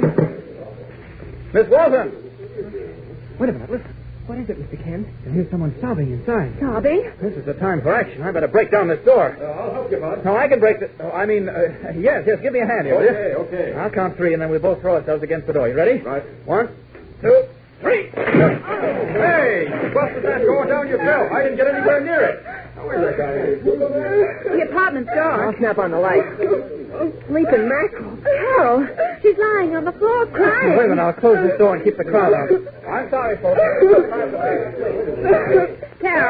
Carol, darling, pull yourself together. You'll be all right, dear. Lord, thank heaven you came quickly. Yes, what happened, Clark? Carol, this is Mr. Kent. He'll try to help you. Quickly. He went through that window down the fire escape. Who? The burglar. I was in my bedroom asleep when I heard a noise here in the living room. Yes? I came out and turned on the lamp, which was later knocked over in my struggle to get the statue away from him. Statue? What sort of statue? A plaster cast statue called the End of the Trail. What? Excuse me, I got some work to do down the fire escape. I'll go down with you, Mr. Kent. Stay here, Jim, and I need it. Yes, Jim, you stay here with us. Careful, Clark. He's going to have a gun. Don't worry about me. Fire escape is dark. They can't see me from inside. So, off with these clothes. There we are. So, now to do a little work. As Superman. Down.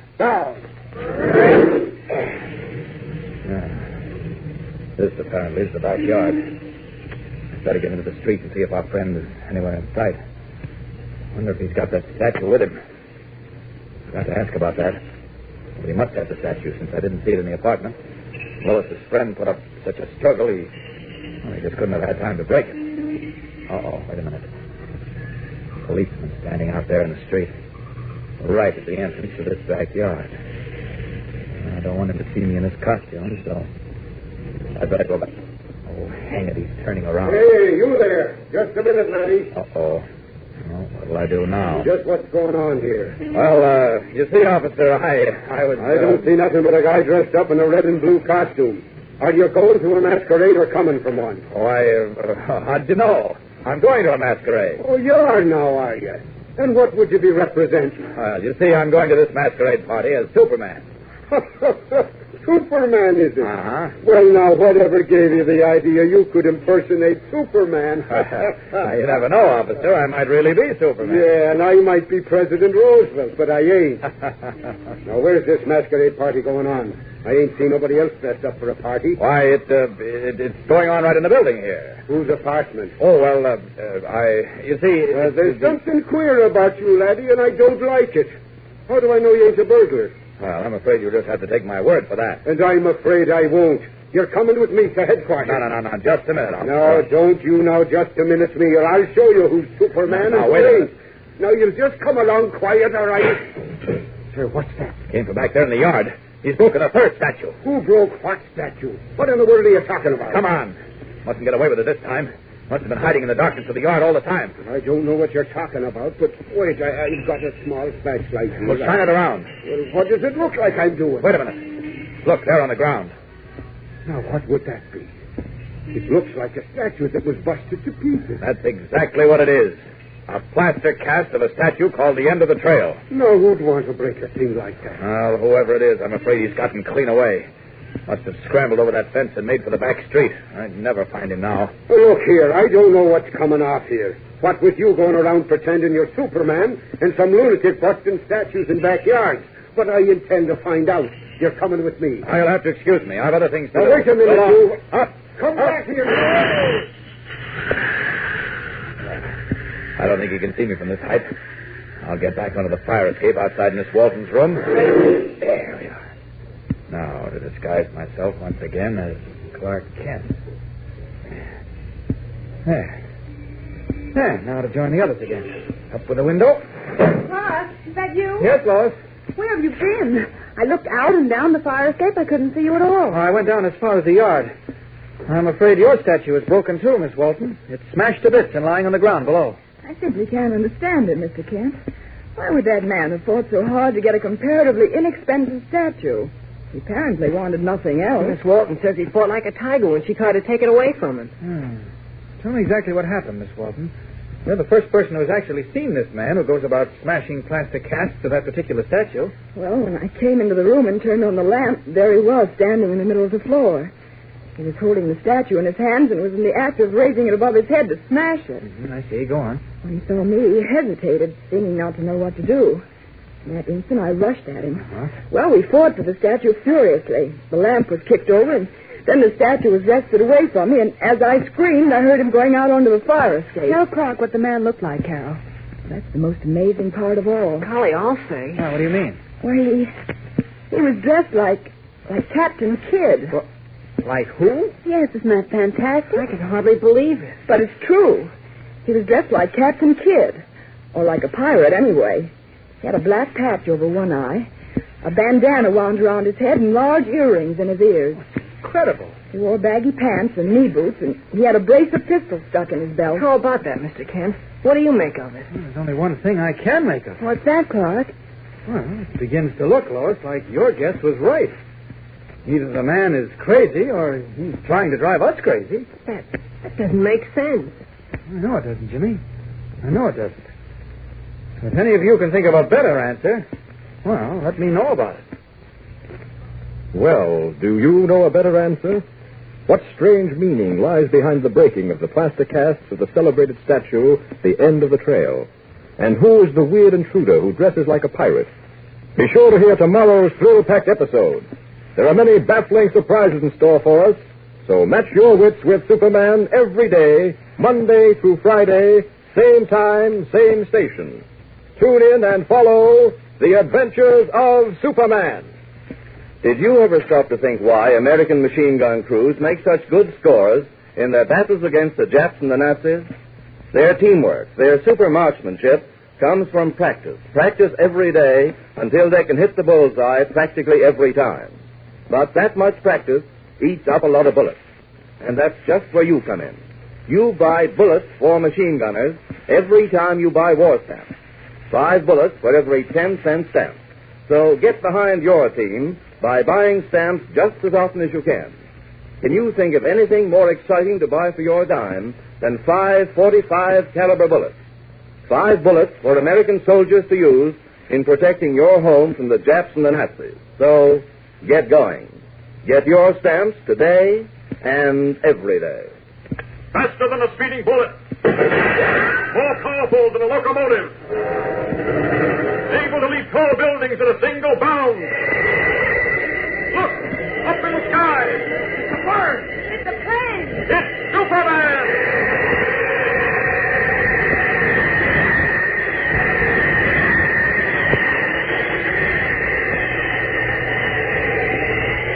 Follow the adventures of Superman every day, Monday through Friday, same time, same station.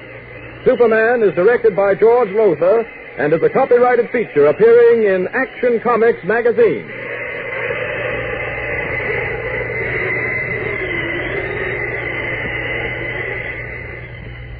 This is Mutual. Faster than a speeding bullet. More powerful than a locomotive. Able to leap tall buildings at a single bound. Look, up in the sky. It's a bird. It's a plane. It's Superman. Yes, it's Superman, strange visitor from another world who came to Earth with powers and abilities far beyond those of mortal men. Superman who can change the course of mighty rivers, bend steel in his bare hands, and who, disguised as Clark Kent, mild-mannered reporter for a great metropolitan newspaper, fights a never-ending battle for truth, justice, and the American way. But before we join Superman, here is an important message. Yes, this is a very important message. In fact... Now, hey, hold on there a minute, young man. Since when are you the announcer on this program? Oh, just for today. Because it's kind of special. You know, Thanksgiving Day. I'm supposed to introduce somebody. Okay. Fellows and girls, here's Jimmy Olsen, our very special Thanksgiving Day announcer. Yeah, thank you. And hello, everybody. The only reason I've taken over this job is because I've got a special guest who wants to give you his Thanksgiving Day greeting in person. He was supposed to be here about 5 minutes ago, but I suppose something held him up. Well, in the meantime, Hello, Jim. Oh, golly, here he is. Superman in person. Sorry to be late, Jim. Oh, that's all right. Better late than never. Well, the gang's waiting to hear from you, so go ahead. Well, I don't really have much to say, Jim, except to point out to all our friends that of the many holidays we celebrate, Thanksgiving Day is the only real American holiday. Of course, you know how it started. Sure, by the Pilgrims. That's right. Pilgrims were giving thanks for having found in America a safe and peaceful haven. And ever since then, we Americans have been celebrating that day of Thanksgiving for just the same reason. This year, we have a special reason for being thankful we're Americans, living in a free country. Boy, and how. Poor kids in Norway and Greece and even France can't have much to be thankful for these days. Oh, you're right, Jim, they haven't. That's why we here in America shouldn't take our blessings too lightly. We've become so accustomed to being free and doing as we please that we can't imagine anything else. Now, most of us had crisp brown turkey for dinner today, or we'll have it later tonight. Turkey and stuffing and cranberry sauce and potatoes and dessert, all we could eat. In Norway today, a family of 8 is sharing 1 pound of horse meat.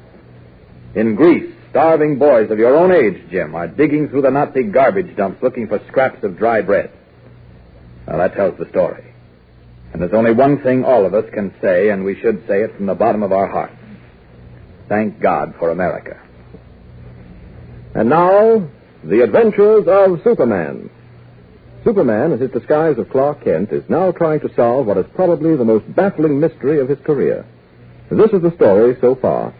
10 people bought plaster reproductions of a famous statue at Kramer's department store in Metropolis. 9 of these people, including Lois Lane and Perry White, have had their homes broken into by a mysterious intruder who smashed their statues into 1,000 bits. Strangest of all, one man who saw the vandal claimed he wore a clown's costume. A woman said he was dressed as a pirate. A third person claimed the midnight intruder wore a Mickey Mouse suit. In our last episode, we heard how Superman managed to get hold of the 10th statue, which had so far not been broken. As we join them now, the clock is just striking midnight. Superman, as Clark Kent and Jimmy Olsen, are waiting in Kent's apartment for the strange intruder to show up. Listen. This is sure some mystery, Mr. Kent. It's bad enough this crazy guy goes around breaking statues, but when he dresses up like Mickey Mouse or a clown... What was that? Jumping Jiminy, Mr. Kent, look. Out there in the fire escape. A man.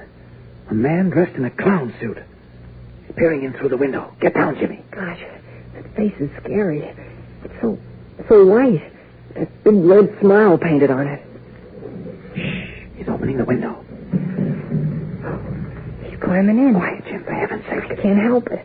Look, he's walking over toward the statue on the table. He's picking it up. Yes, and he's examining it. Examining it very carefully. At last. The 10th statue. And the last. Now to break it into a million fragments. Hey, here, Jim. Oh, no, you don't. Give me that. Oh, let me go. Let go. Mike Justice, we'll take it easy, my friend. Fighting isn't going to get us anywhere. Blast you. Let me go. Let me...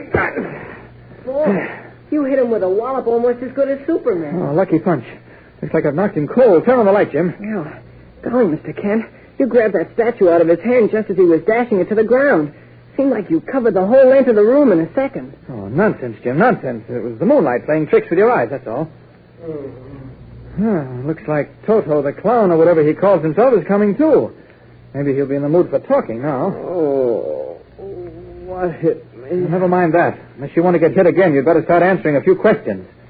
First, why have you been going about town, breaking into people's apartments and smashing statues? Well? Because I hate them. I hate them, that's why. Well, why in the world would you hate a statue? They're perfectly harmless, inanimate things.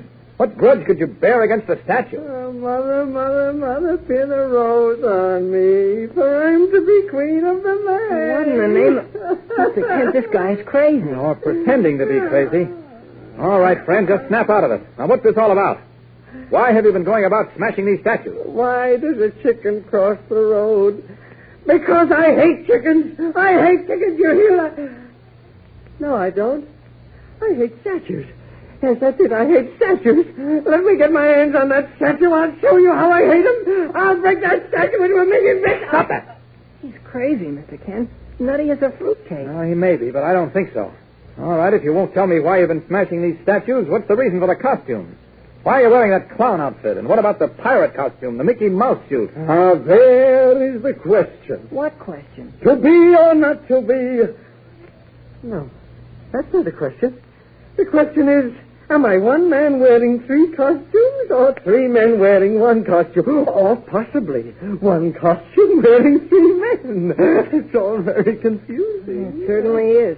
This guy isn't making sense, Mr. Kent. Maybe he'll make better sense down at police headquarters. All right, clown, come along. But I'm to be queen of the bay, Mother, but I'm to be queen of the bay. Mr. Kent, are you going to leave the statue here? I don't know what else I can do with it, Jim. The statues. I hate statues. Let me get my hands on that Be one. quiet. I know, Jim. I'll lock it in this closet over here. Think it'll be safe there? Oh, sure of it. Someone tried to break into this closet once before and couldn't. Got a good, strong lock. There we are. Door's locked, and I've got the key. And now, gentlemen, shall we make police headquarters our next stop? Suits me. And me. I'll go anywhere at all so long as they have statues to break and clocks I love to break clocks. Look out for that handle clock. Stop! He is crazy, Mr. Kent. He's stark raving mad. Doc Mason says he's busy, but he'll get down here to police headquarters as quick as he can. Excellent, Sergeant. Dr. Mason, you say, is the alienist you use in all cases of this sort? Yeah. He's not attached to the force in any way. We sort of got a deal. He likes to examine nuts, and we like to have some idea whether the nuts are not before our regular men take over. I see. Mr. Kent, what's an alienist? An alienist is a psychiatrist, Jim, a doctor who specializes in diseases of the mind. Oh, I see. I'll say one thing. That guy certainly acts crazy. Shouldn't take Doc long to decide if the clown's nuts. Right, Sarge. That guy's got bats in his belfry. What's he up to now? Trying to climb the bars of his cell and give the Tarzan yell. Oh, maybe we ought to tie him down or something. He may hurt himself. No, I wouldn't worry about that, Sergeant. What do you mean, Kent? I'm sure that man isn't crazy. Can't use your eyes. The way the guy acts, for one thing, is enough is to... right. I'm sure he's just pretending. Well, how can you be sure, Mr. Kent? Well, of course I can't be, Jim, but... Well, I just have a hunch, that's all. This is police headquarters, Kent. We got to have facts, not hunches.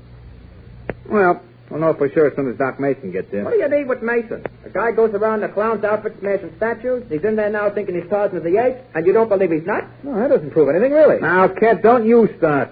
We don't want two patients for Doc Mason to work on. No, it's just that I've been turning this thing over in my mind ever since we caught that guy in there. You see, when these statues were smashed, the job was done by someone in 3 different costumes. Now, the question is, did that guy in there wear all 3 costumes, or are there 2 other men? Oh, gosh, I don't think there could be. That guy's really unique. He sure is. No, I'm serious about this. You're all taking this thing pretty lightly, but I don't see anything amusing about it at all.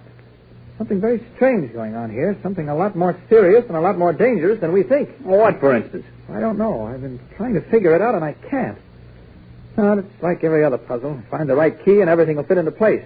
Breaking of the statues, the various costumes worn, all of it. When Doc Mason gets here, Joe, tell him to work on Kent first. Okay. Meantime, I better go back and see how Tarzan's doing. Oh, golly, he's doing okay. Well, I'll just have to drag him down out of those trees. Poor guy, he's local, all right. Golly. Good evening, Sergeant. What can I do for you? I'm Dr. Squires, Dr. Mason's assistant. Oh, yeah, Doc Mason's told me about you. Couldn't get here himself, huh? Yeah, no, he's much too busy. Asked me to come over instead. What sort of case have you got? You'll see. The guy's dressed in a clown's outfit, and he's been going around breaking statues. Huh, this is a new one. This guy here, Mr. Kent, he's a reporter for the Daily Planet. Yes. He says the guy ain't crazy. He's just pretending. Well, that's what we want to find out. Is he crazy or ain't he? Oh, well, it won't take long to find out. Where is he? Through that door and down the corridor. I'll show you. No, don't bother. I'll want to be alone with him, you understand. Anyone else with him? Just one of my men. Well, I'll send him back in here if you don't mind. I can't examine the patient properly with anyone else about. It's the only way we can work. It's a delicate job, you know. This door you said, eh? Yeah, that's right. Queen of the Mary Mother, and I'm to be queen of the... Still going strong. Well, the doc will be some time. How about having some coffee with me in the squad room? Oh, that sounds fine. Come on, Jim. Lead the way, Sergeant. I'll be right with you. Just want to tell Joe to take the desk while we're going. Half an hour later, Kent, Jimmy, and the sergeant return to the desk from the squad room. Joe is sitting at the desk. He looks up as the others come in. How things going, Joe? You're back just in time. Dr. Squires just left. Yeah, what'd he say? Open and shut case. The guy's crazier than a tick. There you are, Kent.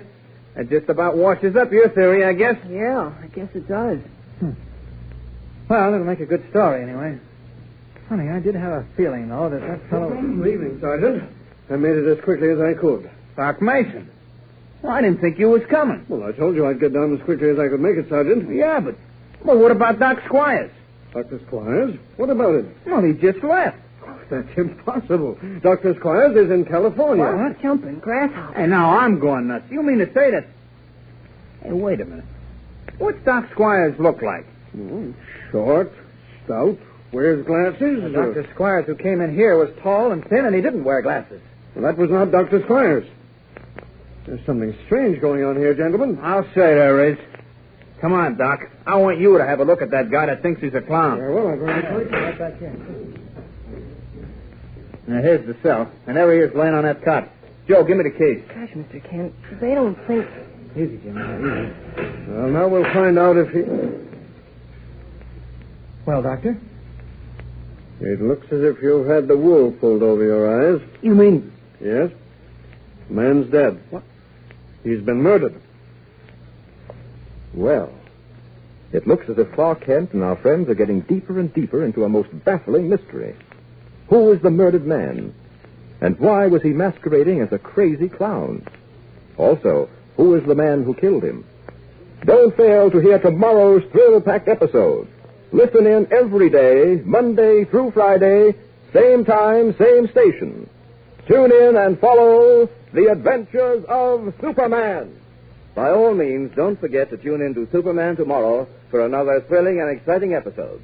And don't forget to talk to Mother and Dad before you go to bed tonight about making arrangements to buy war-saving stamps regularly. Start the day off right tomorrow. Buy at least one 10-cent war-saving stamp first thing after breakfast. And remember what I've told you so often on this program. Every single dime is important, because all our dimes put together can go a long way to help to pay for the guns and tanks and planes and ships we need to knock out the Nazis and the Japs. And say, here's an idea. Why don't you get together with your friends tomorrow and make a joint pledge to buy war-saving stamps every time you've got a dime?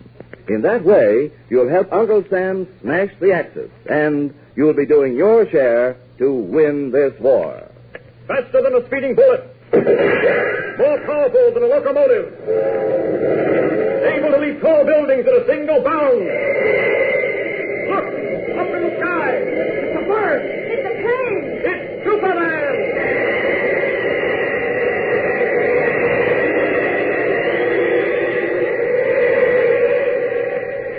Follow the adventures of Superman every day, Monday through Friday, same time, same station. Superman is directed by George Lothar and is a copyrighted feature appearing in Action Comics magazine.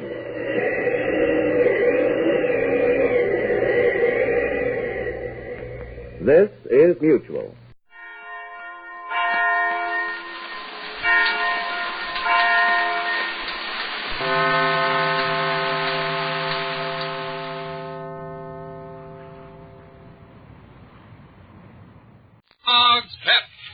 Build-up wheat cereal invite you to rocket into the future with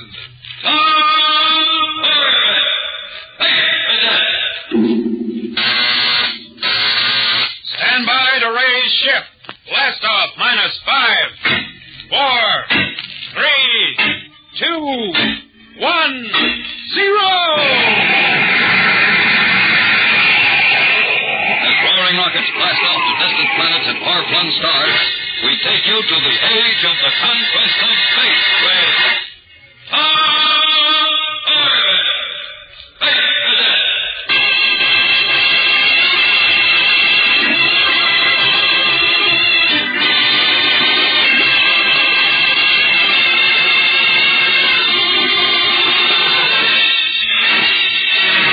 A sliver of light on the eastern horizon throws a soft glow on the long, sleek shape of the rocket patrol cruiser Polaris as it stands at its launching berth on the Space Academy ground. Inside the gleaming spaceship, the 3 cadet members of its crew, Tom, Corbett, Roger Manning, and Astro, are going through the routine of a pre-blast-off check. This is dial 4 amperage check, Astro. Check, Tom. As I was saying... Hold it, Manning. Something's coming through the news facsimile receiver. It's just a news bulletin. Listen to this. Central government hints at new clues in the mysterious disappearance of special cargo ship. New clues? Space gas. Now look, Roger. Oh, don't mind, Roger. Tom, go ahead. It has been less than a week since the space freighter Elsie Joe disappeared near the sun, loaded with an invaluable cargo of nearly pure vanadium. Already large quantities of the precious alloy have appeared in the black market on Earth. Is that what they call a new clue? I could have told you. Hold it a minute. Sources close to the central government now believe that the cargo freighter was hijacked, and an immediate investigation will be launched to establish the identity of the hijackers. Now, I ask you, what kind of double talk is that? You've read the whole bulletin, we still don't know any more than when you started. Nobody expects you to know anything, Bubblehead. I wonder if they really have any leads. I can answer that for you, gentlemen. Captain Strong. Right is, men. I see you've been reading the facsimile bulletin. Yes, sir. They claim there's some fresh evidence on that hijacking job. Yeah, there is. I just came from a briefing in Commander Arkwright's office where we were told that a small, privately owned rocket ship has been reported ferrying the vanadium in from a hiding place somewhere near the sun. Well, sir, are they sure it's the same vanadium that was on the freighter? Well, it has to be, Tom. They've checked the vanadium mining operation on Io, and the only quantity of the stuff that's unaccounted for is the load that disappeared under our noses. I still don't see how they pulled off that job. It's pretty clear to me. Captain Lamar was in with those hijackers. That's why he picked that crazy course and took his ship so close to the sun. Very good, Manning. That's the way Central Intelligence figures it. Of course, we'll never know for sure unless we catch them. What are our orders, sir? Is the Polaris going to try to track down that private ship? Right, Tom. Have you men completed your checkup? Yes, sir. Good. Then prepare to blast off. We'll raise ship in 10 minutes.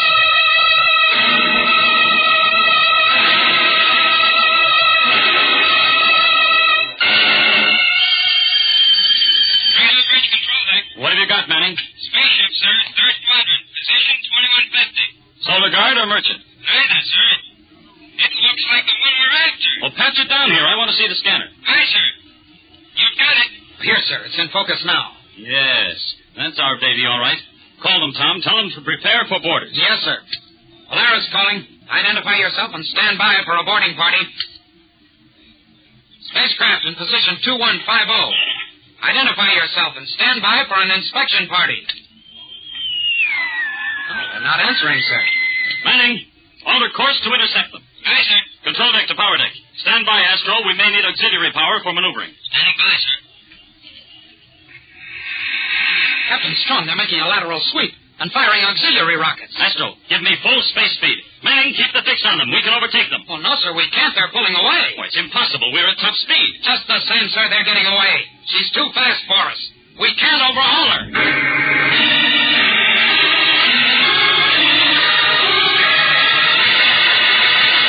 We'll return to the exciting adventures of Tom Corbett, Space Cadet, in just a moment. So stand by. Spaceman, suppose you were blasting off on a long trip to the outer planets. Well, you'd be mighty sure to check your ship over thoroughly. You'd make sure you had enough rocket fuel to get you there and back again. And you'd check your supplies, too, to make sure that you had the right kind of food on board to help keep you strong and healthy. Now listen to what Tom Corbett says about that. Before each trip, our food locker on the Polaris is well stocked with Kellogg's Pep, spaceman. And you can bet it's just about empty by the time we get back. Kellogg's Pep helps to keep the whole crew supplied with the vitamins and food values everybody needs to build up strength and to keep up strength. So if you want to stay in trim, the way the Space Cadets do, take a tip from me. Start your day the spaceman's way with a heaping bowl full of Kellogg's Pep, the build-up wheat cereal. And Spaceman, wait till you taste the malty rich wheat flavor of Kellogg's Pep. Why, you say the best-tasting cereal in the whole wide universe is Kellogg's Pep. P-E-P. Pep.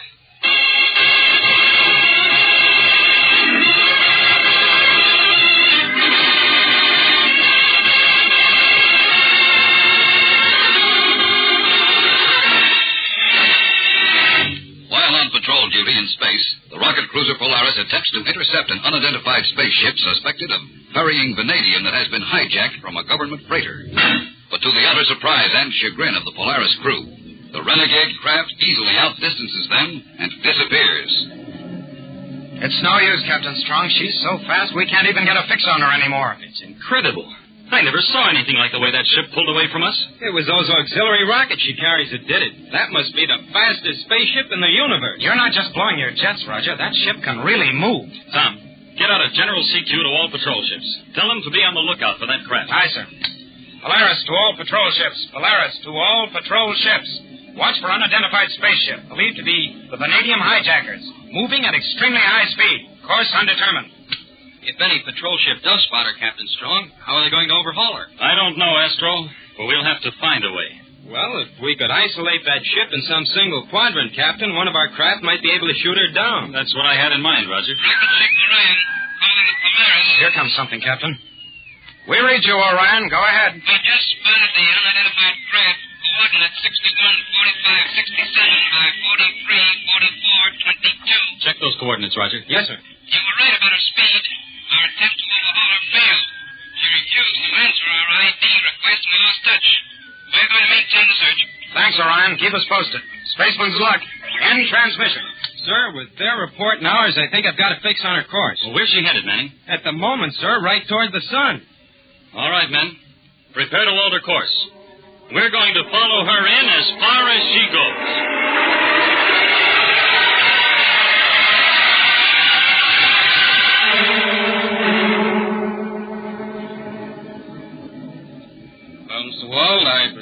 overheard that conversation between the solar guard ships. Yes, and I don't like it, Lamar. 2 ships reporting our position gives them a fix on our course. Shall we alter it and head for outer space? No, we won't be caught if we don't lose our heads. How far are we from our base now? At this speed, some 7 hours or so. All right, hold the course. We'll go there and hole up until it's safe to freight more of that vanadium back to Earth. But what if they track us to our base? The chances are pretty slim that they can do that, Lamar. But if they do? That will be too bad for them. Because if they do, they'll never live to report it.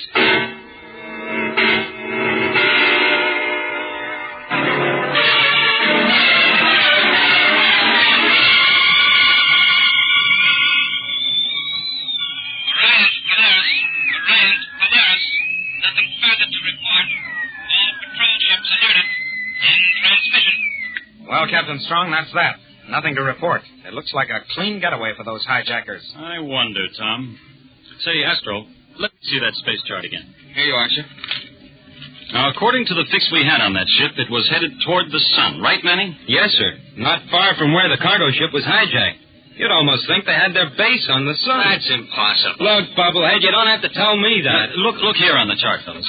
At the present time, the sun lies directly between us and only one other planet. Mercury. Right, Tom.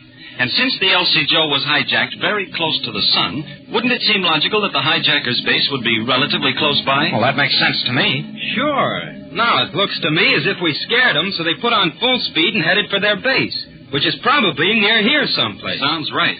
And if true, they shouldn't be too hard to find. Well, how can you say that, Captain? Mercury has a diameter of over 3,000 miles. Yes, but they couldn't hide their base on the sunlit side of Mercury. The heat of the sun would be too much. Also, they would be detected too easily. Well, they'd hardly set up a secret base in the Twilight Zone. That's the only place on the planet where there are any colonies. Exactly, Astro, which leaves us only the dark side of the planet to search.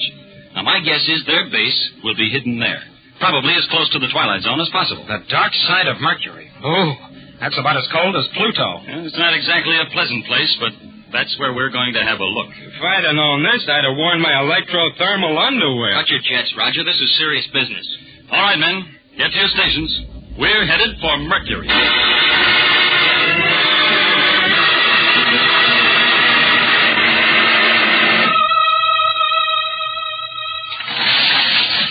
Well, Lamar, have you picked up anything? Yeah, a ship just came within range of our base radar wall. They're headed this way. Uh-oh. I was afraid of that. By its contours, I guess it's the Polaris. Polaris, eh? That strong ship.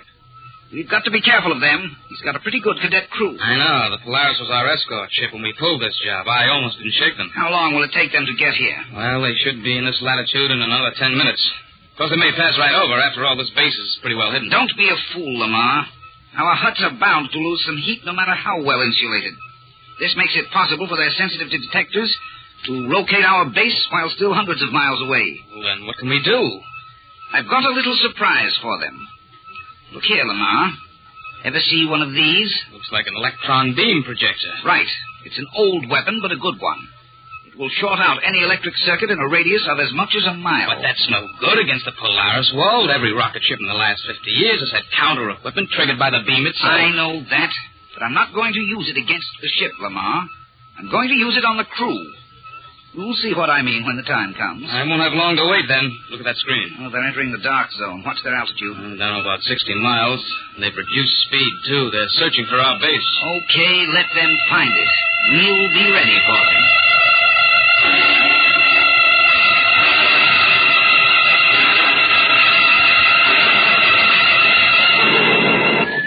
Any reaction from the screen, Tom? Not yet, Captain. I'm adjusting the scanner now. Ah, here we are. Well? The detector indicates heat, sir, in small quantities, such as might escape from an insulated building. Good. We've located their base. We're on automatic stabilizer, Tom. We're going down.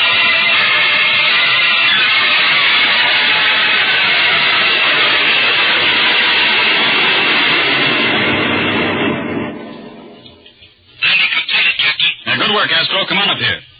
Tom, what about that heat source? Well, we're somewhere within 1,000 yards of it, sir. You can't see a thing out there. How are we going to find it? On foot, Roger. All right, men, break out the pressurized suits. Right, sir. Let's go, fellas. And Tom. Sir? Break out that special survival kit, too. We'd better take it along with us. Right. Now then, let's have a check. Sidearms, infrared spot. Oh, I have that, sir. Portable radar. Right here, sir. Survival kit. I'll take that. Now, recheck the heating and pressure units in your suits. We wouldn't be able to walk with all this junk if the gravity were anything to speak of. Out there, without this junk, as you call it, Roger, we wouldn't survive more than 5 minutes. Now, stand by to open the airlock.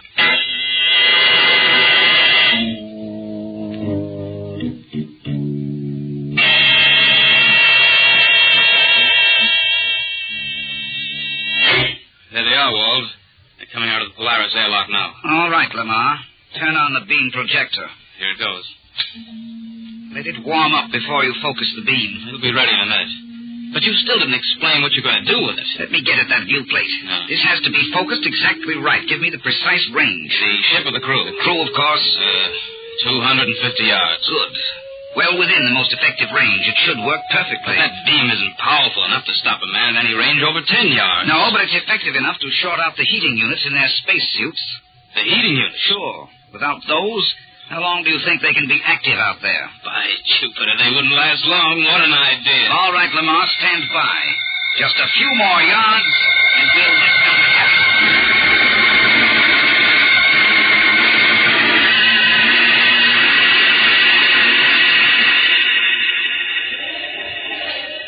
All right, men. Keep close together. Don't get separated in this darkness. Will you listen to that wind? This is worse than Pluto. At least it's quiet there. The detector indicates the heat source is over this way a few degrees, sir. All right, Tom. Blast the spotlight that way, Astro. Aye, sir. Huh. Still no sign of anything. Well, they'll have it well camouflaged. You can bet on that. Keep your weapons ready. They may be tracking us. The signal's at maximum, sir. We must be within a few yards of it. Wait, Astro. Don't move the spot. I just saw something. A flash of metal. Very neat. Well, the ship must be concealed around here somewhere, too. Probably underground. Hey, you know something, fellas? Imagination's a funny thing. Even in this insulated suit, I'm starting to feel cold. You're space happy, Roger. How can you get cold with a heating unit in your suit? Hey, I don't feel exactly warm myself. Hold it up, men. Something's gone wrong. What is it, sir? Our heating units aren't functioning. I'm beginning to feel cold myself. What about you, Astro? Yes, sir. I hate to admit it, but I feel it, too. Well, the heating units have conked out. What are we going to do, sir? If we stay out here much longer, we'll freeze to death.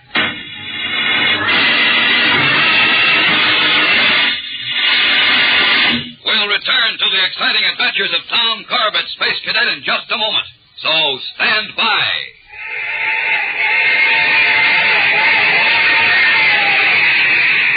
Listen to the pound of those giant drivers sending that locomotive speeding down the main line.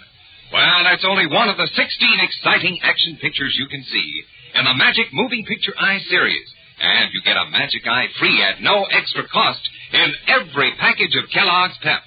How would you like to see William Holden, star of Paramount Pictures' Submarine Command, send up the periscope of the submarine and give the signal to fire the torpedo? Well, there's a Magic Eye that shows you just that. And there are other Magic Eyes that show you more movie stars, and trains, jet planes, and other exciting pictures. 16 different Magic Eyes altogether. Why, there's even a Magic Eye showing tennis star Bobby Riggs playing in a big game. You want to collect all 16 different Magic Eyes, so start now. Remember, you get a Magic Eye free at no extra cost in every package of the Build-Up Wheat Cereal, Kellogg's Pep. P-E-P. Pep.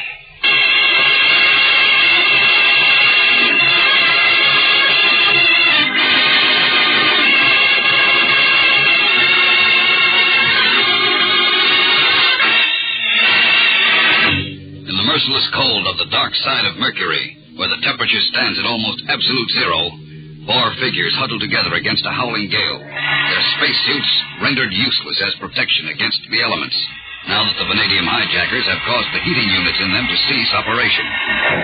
For a moment, they remain motionless in stunned realization of their plight. And then, with a mighty effort, Captain Strong forces himself to move. The kit. I've got to get it open. What's that, sir? The survival kit.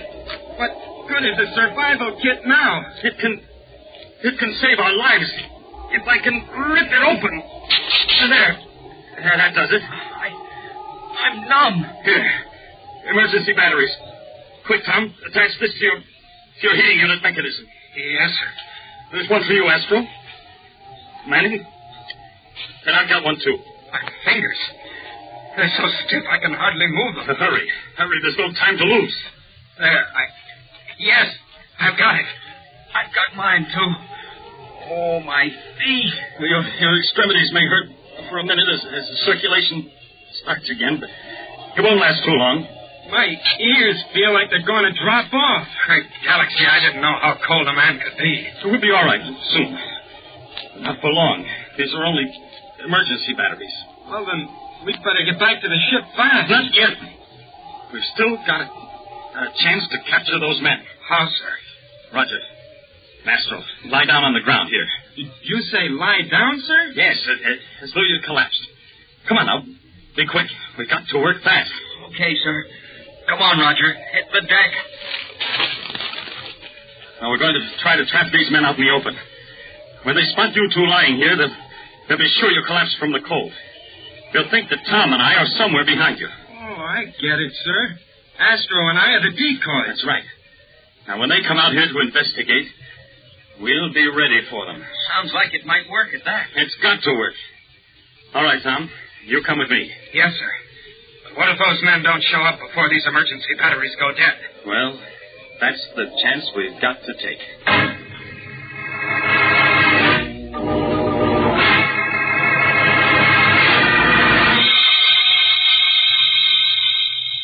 All right, Lamar, you can shut off that beam now. Okay, Wald. That should take care of our visitors. Now we'll have a look. Get into your spacesuit. I want you to go out there and find them. Me? Oh, no thanks, Wald. What do you mean, no thanks? That's an order. I don't care what it is. I'm not setting foot out of here alone. Oh, so that's what's on your mind. You don't trust me, eh? You think I'll try to do away with you? You guess it. Now, why would I want to do that, Lamar? Because you don't need me anymore, that's why. You needed me to hijack that vanadium and help you establish the base here. But now things are getting hot, and I happen to be the only one who can put the finger on it. Oh, you're crazy. Am I? Don't forget I saw what happened to Franklin. I had to get rid of him. The easiest way was to dump him in space. Well, I'm not going to make things so easy for you. Okay, if you feel that way, break out my spacesuit, too. We'll go out there together.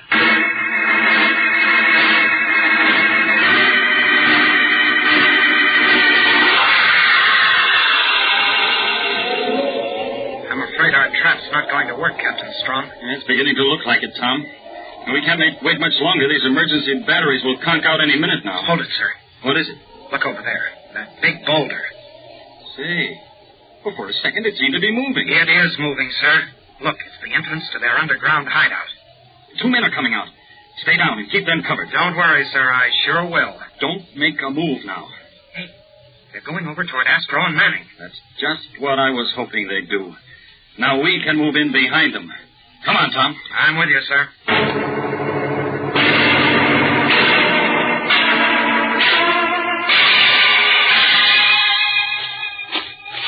Loosen their spacesuits, Lamar. Make sure they're finished. Okay, Wald. You keep looking for those other two. That won't be necessary, mister. We're right behind you. Strong. Drop those weapons. We've got you covered. Astro, Manning, disarm them. Right. You heard the orders. I'll take those guns. All right, you got it. I'll say we have, and we've got the vanadium, too. Good work, men. Step on it now. Let's get them aboard the Polaris. Yeah. I want to be where it's nice and warm when these batteries go dead. Roger, this is one time you and I agree completely.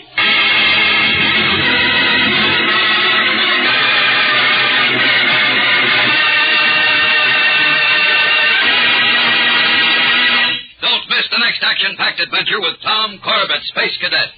An adventure in which the cadet crew of the Polaris face death in space as the victims of willful sabotage in an interplanetary space tournament.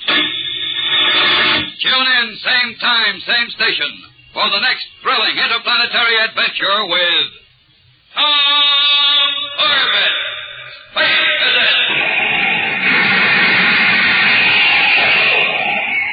Brought to you by Kellogg's Pep, the Build-Up Wheat Cereal.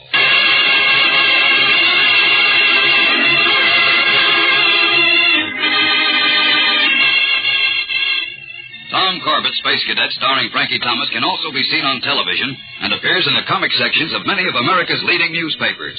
Look for it daily and in weekend editions. Featured in the cast were Al Markham, Jan Merlin, Edward Bryce, and James McCallion. Today's program was written by Gil Braun and directed by Drex Hines.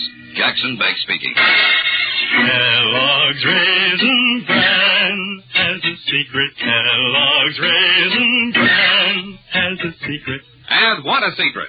In Kellogg's Raisin Bran, the tasty raisins are dipped in honeycomb. That means plumper, more tender raisins along with delicious golden crisp bran flakes. Both fruit and cereal all in one box. And no other raisin bran but Kellogg's gives you the tender goodness of raisins dipped in honeycomb. That's Kellogg's secret. So for your breakfast, make sure you get Kellogg's, because Kellogg's Raisin Bran has a secret.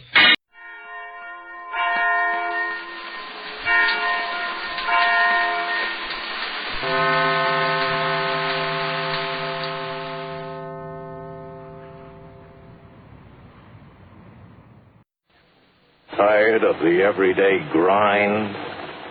Ever dream of a life of romantic adventure? Want to get away from it all?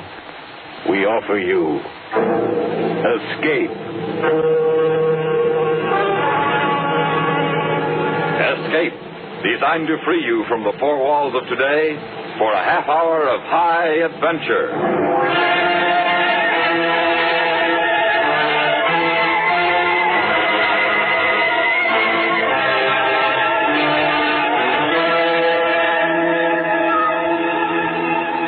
In a farmhouse on the southern coast of England, the autumn countryside around you desolate and bleak. And you know that in the dusk outside, waiting patiently for you, silently watching for you, is an enemy from whom there may be no escape. Listen now as Escape brings you Daphne du Maurier's story, The Bird.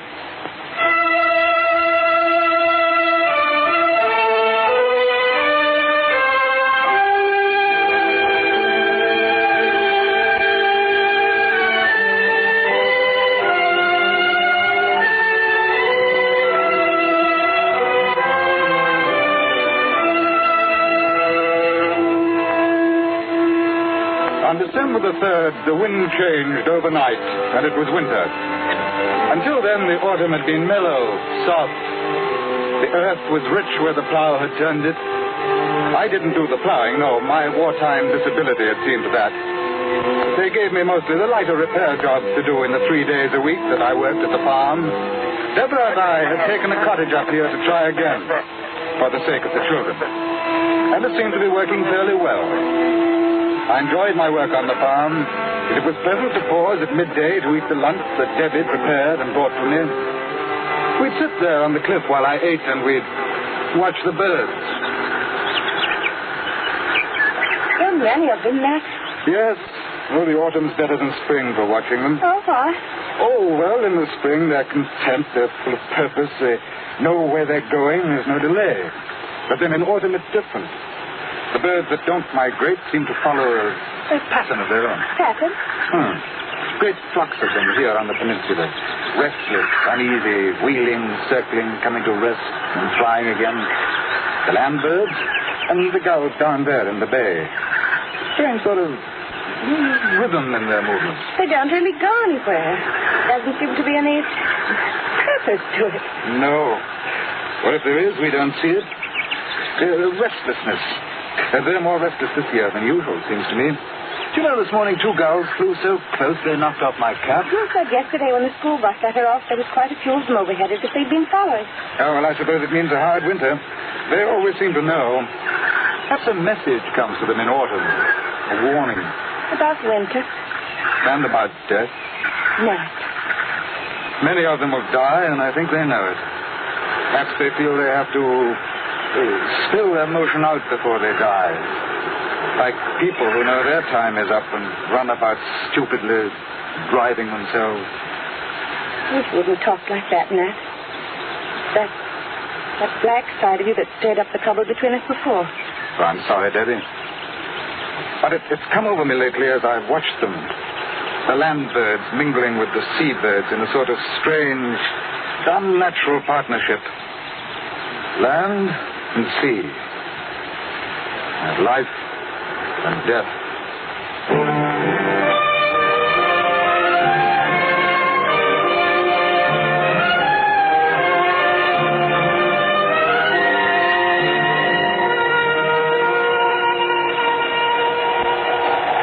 At night it turned colder, yet the wind strengthened. Around 2 a.m, the sound of it beating against the house woke me up. I lay there with this slow, even breathing of Debbie beside me, and I thought of Jill and Johnny in the room across the hall. We seemed safe, secure. And then I heard it. A tapping on the window. First I thought it was a loose shutter, and then I realized it wasn't. I got out of bed, went to the window, opened it. Suddenly something brushed against my hand. It jabbed at my knuckles, and then it was gone over the roof and behind the cottage. Yes.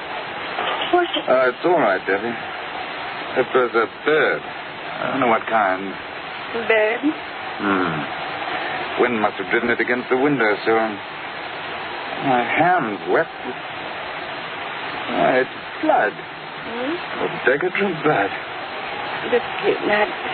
Yeah, must have been frightened and stabbed at me in the dark.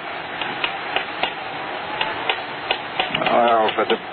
Nat, the window's secret. It's rattling. I've already seen it. It's some bird trying to get in. Send them away. I can't sleep with that noise. All right. All right.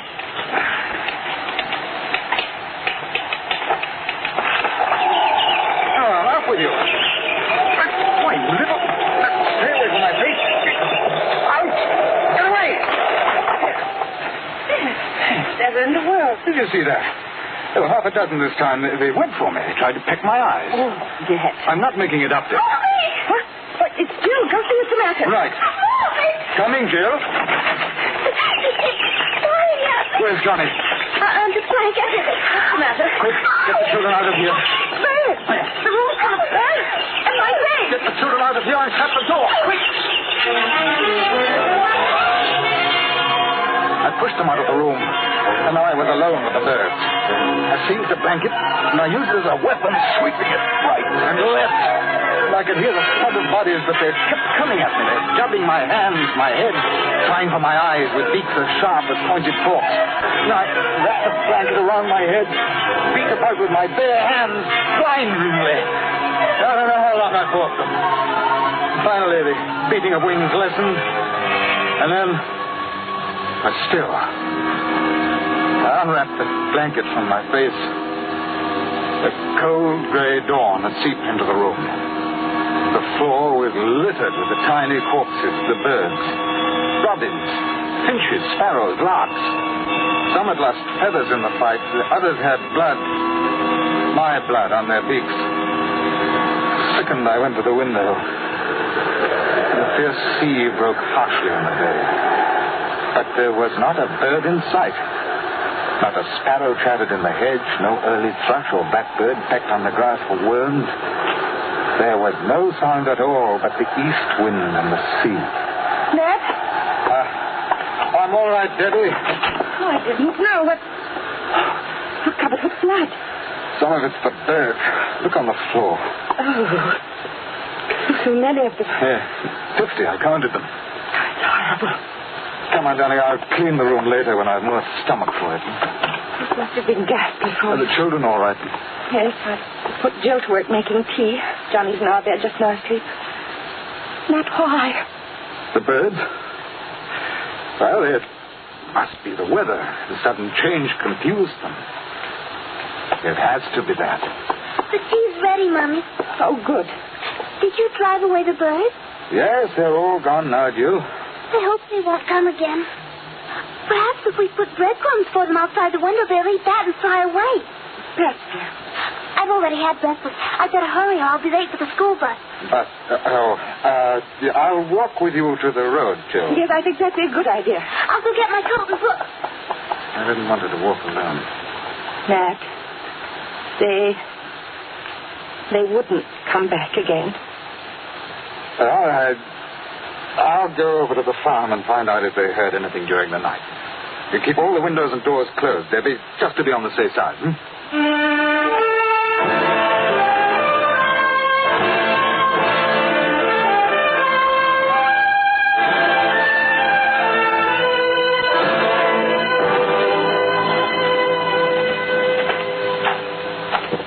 Hello?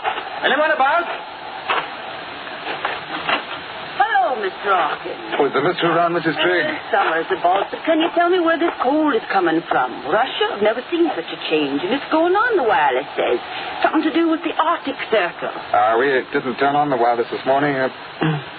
Fact is, we had trouble in the night. Oh, Kitty's poorly. No, not exactly, no. We had some trouble with birds. Why, it sounds absurd, but they flew in the window and attacked us. Attacked you? No, Mr. Hawkins. No, I'm not making it up, Mrs. Trigg. There are 50 dead birds on the floor of the children's bedroom. Foreign birds.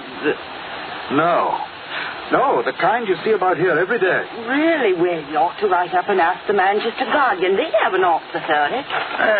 Morning, Hawkins. Mr. Trigg. Mr. Hawkins been telling about some birds last night. Oh. They attacked him. Attacked? Are you sure? Quite. Never heard of a thing like that before. Hungry, maybe. Looking for food. You put out some crumbs. Yes, of course.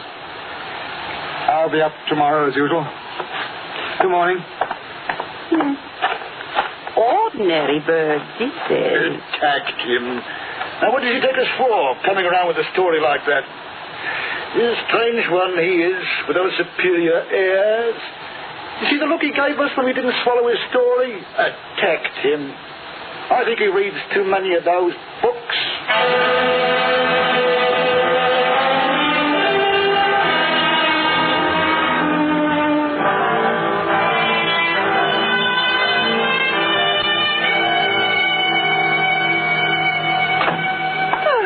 Did you find out anything at the farm? No.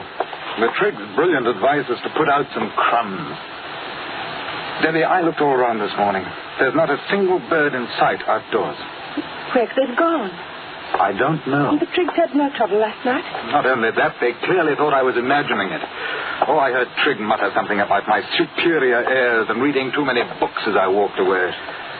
Nothing's real to those clods until it hits them over the head. Well, they're nice enough people, Ned. Just that they're isolated up here. Well, that certainly is a polite word for it. I haven't been able to face going into the children's room. The birds... Oh, yes, I'll go and clean it up. I suppose the least I can do is give the little beggars a decent burial.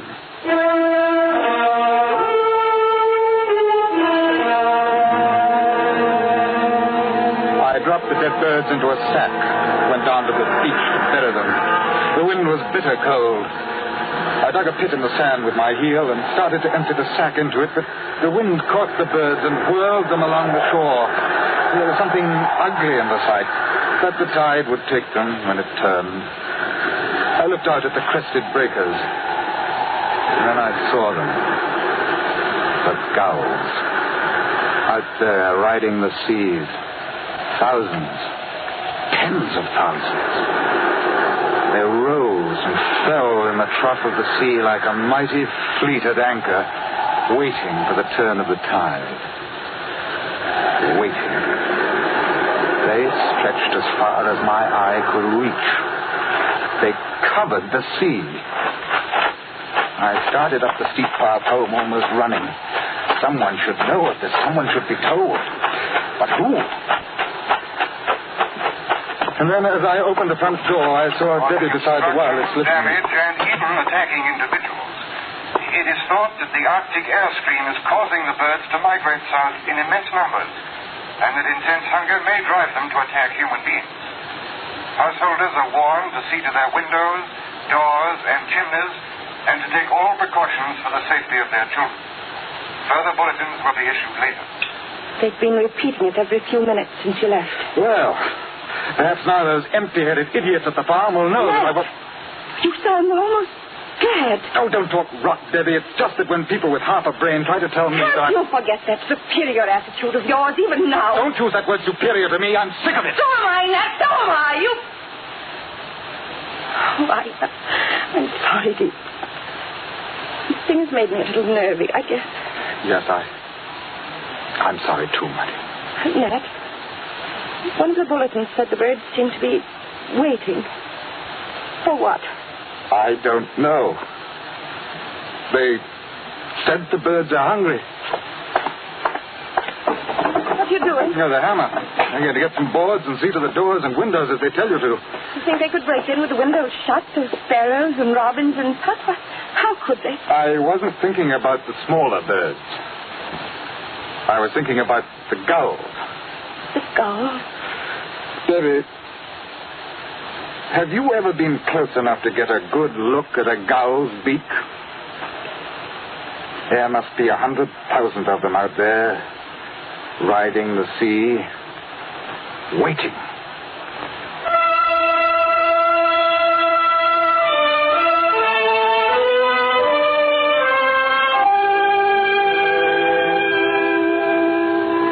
The rest of the morning I worked upstairs, boarding the bedroom windows.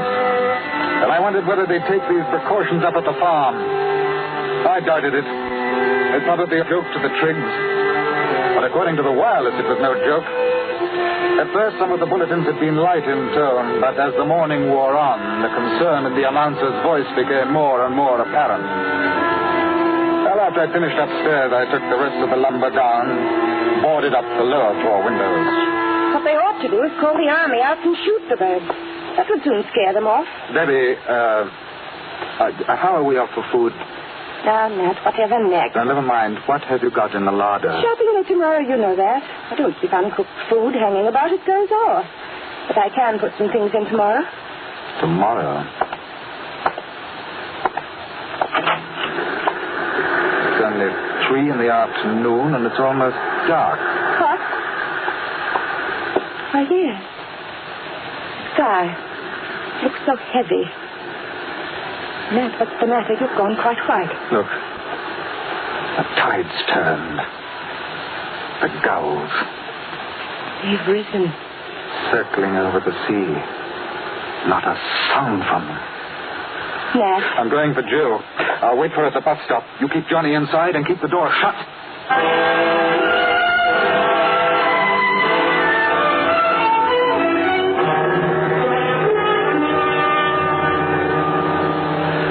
Outside, I looked for a weapon, but a hoe was all I could find. And I went to the top of the hill and waited. The surf was booming below, and a smudge rose behind the clay hills in the distance. It widened, divided, and spread north, east, south, west. It was a vast cloud of birds. It passed close by, heading inland, up country. They had no business with the people here on the peninsula. Rooks, crows, jackdaws, magpies, birds that usually preyed upon the smaller species. But this afternoon they were bound on some other mission. They've been given the towns, I thought. They know what they have to do. We don't matter so much here. The gulls will serve for us. The others go to the towns. And finally the bus came. When Jill got out, I took her by the hand. Daddy. Oh, I just brought it along. Come along now, darling. Let's go home. It's cold. No hanging about. I want to play a bit in the rain. Not tonight. Now, come on. No dawdling. Look, Daddy. Look over there. Look at the gulls. They're flying in from the sea. It's so quiet. Yes. Do hurry, darling. Where are they flying to? Oh, up country, I dare say, where it's warmer. But don't go so fast. I can't keep up. Hurry. The gulls, they're circling. It looks like they're waiting for something. For a signal, an order. What? Nothing. Come on, dear, faster. But I can't go faster. Wait. There's Trigg in his two-seater. Well, it looks as though we're in for some fun, Hawkins. Have you heard the news? Everyone's gone bird crazy, talking of nothing else. I'm going to take a crack at them with my gun. Could you run Jill home first? Oh, yes, of course. Not room for you two, I'm afraid. Oh, that's all right. Just get Joe home. Get in, Julia. You like to come shooting with me? No, thanks. Have you boarded your windows? No. It's a lot of nonsense. They like to scare you on the wireless. I'd board them if I were you. Oh, go on. You're windy. Well, see you in the morning. Give you a gull breakfast.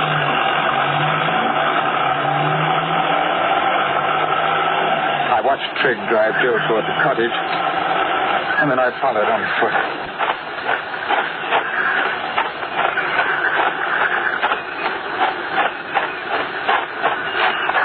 The sound made me look up. The gulls were approaching. The order had been given, and the farm was their target. The black-backed gulls were leading, and there were bigger birds. Gannets, terns. And suddenly one of them dove at me, missed, rose to dive again, and then came the other, 6, 7, dozen. I dropped the hoe, covered my head with my arms, and ran toward the cottage. They kept coming at me from the air with beating wings. Each stab of a swooping beak tore my flesh. I had to keep them from my eyes. And with each dive they became bolder, and they had no thought for themselves. When they missed, they crashed, bruised and broken on the ground. And as I ran, I stumbled, kicking their spent bodies in front of me. Another aimed a feather, closer to my eyes, closer. And then I reached the door of the cottage. Let me in! It's Mac! Let me in! And then, above me, I saw the gannet poised against the sky for his dive. The gulls drew back, only the huge gannet. The wings folded suddenly to its body, and it tapped like a stone at me. The door opened, and I flung myself in. Good Lord! What was that? A gannet. It had split my skull.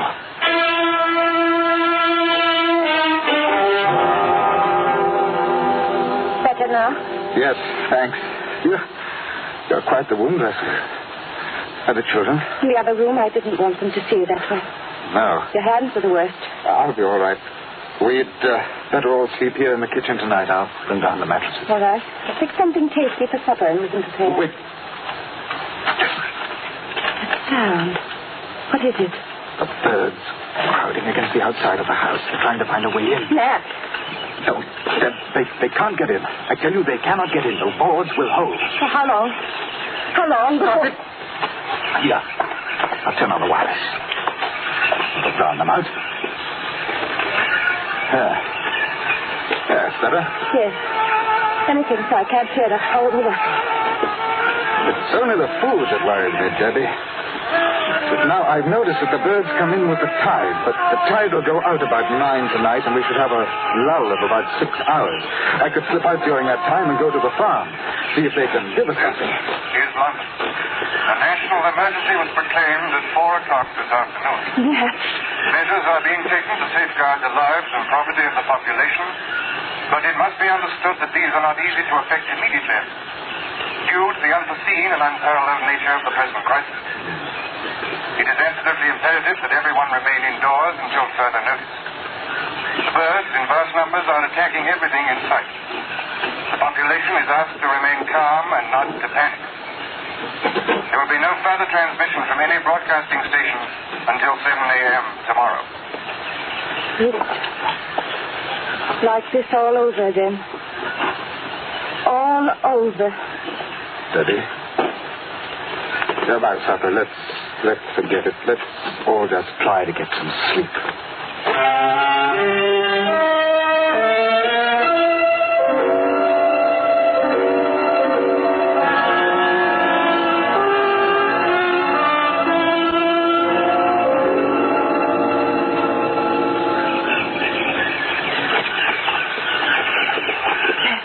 Wake up.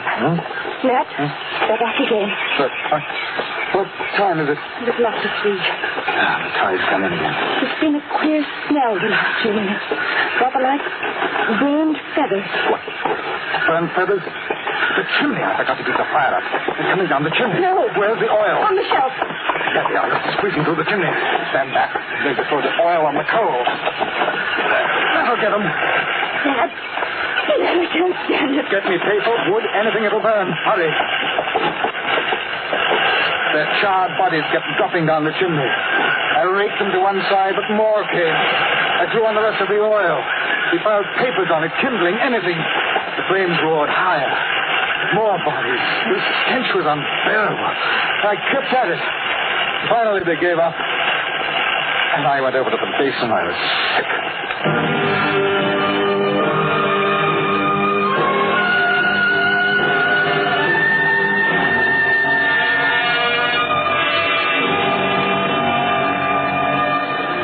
Around 9 in the morning, the rustling ceased. I opened the door a crack. Crushed birds were deep about the house, but there was not a living bird in sight. The tide had gone out.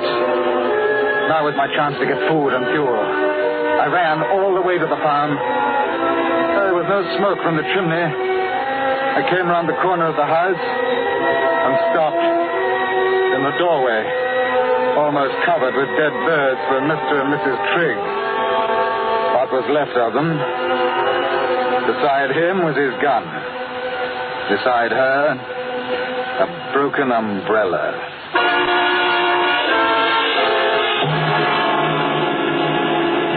I loaded the two-seater with all the food I could find, enough for perhaps 3 days, and drove back to the cottage. I told Debbie the Triggs didn't need their car for a while and had told me to take it. She said nothing. And toward nightfall, the birds came back again. We sat by the fire and listened to the rustle as they crowded against the house. But this time there was a new sound. They brought up their heavier forces against us, the birds with larger beaks. I could hear the sound of tiny bits of wood being torn away. They will stay till the tide turns. Then they leave. Then they'll come back again. They'll keep coming back. Nat. Yes? The Triggs. They're dead, aren't they? Yes. They're all alone. Strange. I keep closer to you than I've ever. And it should take something like this to bring it. Debbie, you may be interested to know that right now, I do not feel very superior. Don't, Nat. Oh, Nat. That's what I do. I don't know, Debbie. I do not know.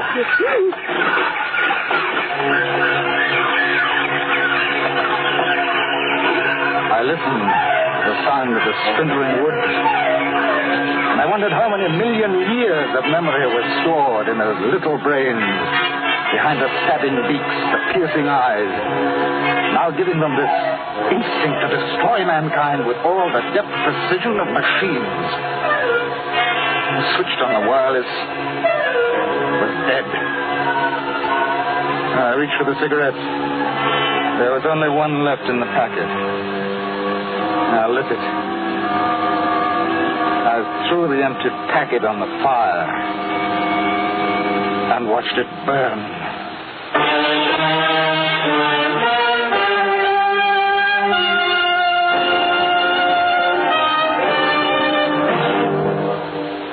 Under the direction of Norman MacDonald, Escape has brought you The Birds by Daphne du Maurier, specially adapted for radio by Robert Wright, starring Ben Wright with Virginia Gregg.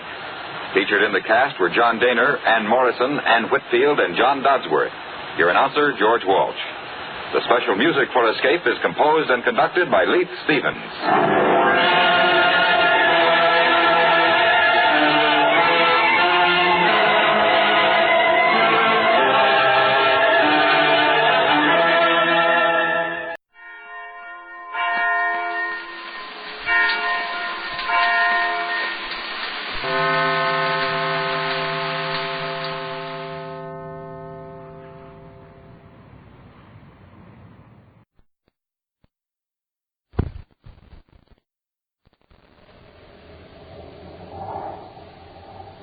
Sweet Chex, Rice Chex, and Good Hot Ralston present Space Patrol! High adventure in the wild, vast reaches of space. Missions of daring in the name of interplanetary justice. Travel into the future with Buzz Torrey, Commander-in-Chief of the Space Patrol! In today's transcribed adventure, Buzz and Happy are in the mountains of Venus, approaching a cabin where three criminals are hiding. They're walking toward a metal bridge across a deep chasm. I wonder if they've seen us, Commander. They may have. This way they won't have as much warning as if we'd landed our ship near the cabin. All right, quickly, across the bridge. Oh, it's still a deep gorge. At least 300 feet. Commander, the bridge is giving way. Run for the other side. My feet are slipping. I'm going to fall. We'll be back in just a moment with today's Space Patrol story, The Scavenger of Space. Hi, gang. Captain Dick Tufeld reporting. And Captain Jack Nars reporting. We're going to tell you all about those wonderful new Space Patrol space binoculars. We're going to tell you how to get them, how to use them, what they look like, what they do, the fun you can have with them, the thrills you can have with them. Space Patrol space binoculars. Gang, you can see way, way off in the distance with them. People, houses, and cars, blocks and blocks away, look nearer, bigger, clearer. You'll wear them on your head just like outer space headgear. They stick out from your eyes a full 3.5 inches. Makes you look like a strange person from another planet. Wear them when you're watching sport and when you play Space Patrol. Spot airplanes in the sky. Spot your dad coming home from work while he's still way, way down the block. Have fun with them no matter where you go. One end magnifies. Makes faraway objects look close. The other end does a switcheroo. Makes close objects look far away. Not flimsy celluloid goggles or a mask, but real, solid plastic binoculars with a beautiful leather-like trimming. Giant size, too. 5 inches wide, 5 inches long. The greatest value ever offered on Space Patrol. But we can only offer it for a limited time. Now, to get a pair, do this. Buy a box of Instant Ralston. Then, with your name and address, send 25 cents in coin and an Instant Ralston box top to Space Patrol. Box 686, St. Louis, Missouri. This offer good only in the USA and may be withdrawn at any time. That's Space Patrol, Box 686, St. Louis, Missouri.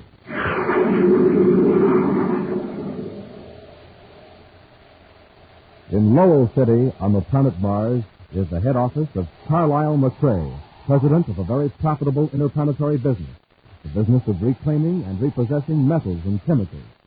At this moment, he's sitting at his desk, looking over reports from his branch superintendents on the various planets. The door of his office opens, and a young man enters. Immediately, Carlyle McCrae's frown turns to a deep scowl. Larry, what are you doing here? Ah, my big business brother, Carlyle. How's the old junk man? Don't use that expression to me. Why, Carlyle. Everybody calls you the junk man. That is, except those who call you the Scavenger of Space. It's a term of respect to your great business abilities. Get out of the office. Ah, take it easy. I'll show you something. Have a look at this. Yes, sir. Looks to be a debt. Oh, that's unkind. No, brother, it's an itemized catalog of intended purchases. Materials which the United Planets government will be buying from private firms during the coming year. Huh? Classified information. You stole it. Of course. If you don't want it, I'll take it back. Wait a minute. You deliberately took these secret papers out of the file. Now you will be in it, Jim. Oh, no, I won't. Fool, you're an employee. When they find out it's missing, you'll be the first one they'll suspect. Then I'll be ruined. Brother of a freak. Allow.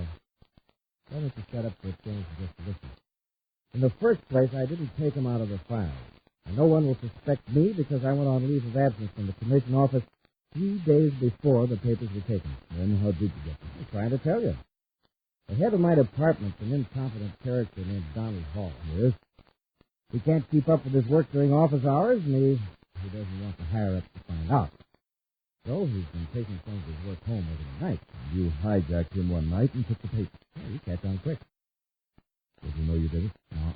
If this ever gets out that my brother's a crook, I'll never get another government contract. It can't get out. Hall himself won't let it. How do you mean? That's the thief. It's against security regulations to take secret documents out of the building.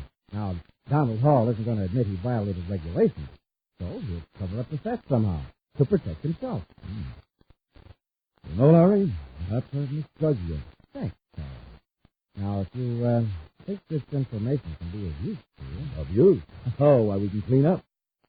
Now, I suppose you'll be needing a little money. Sit down and let's work out the deal.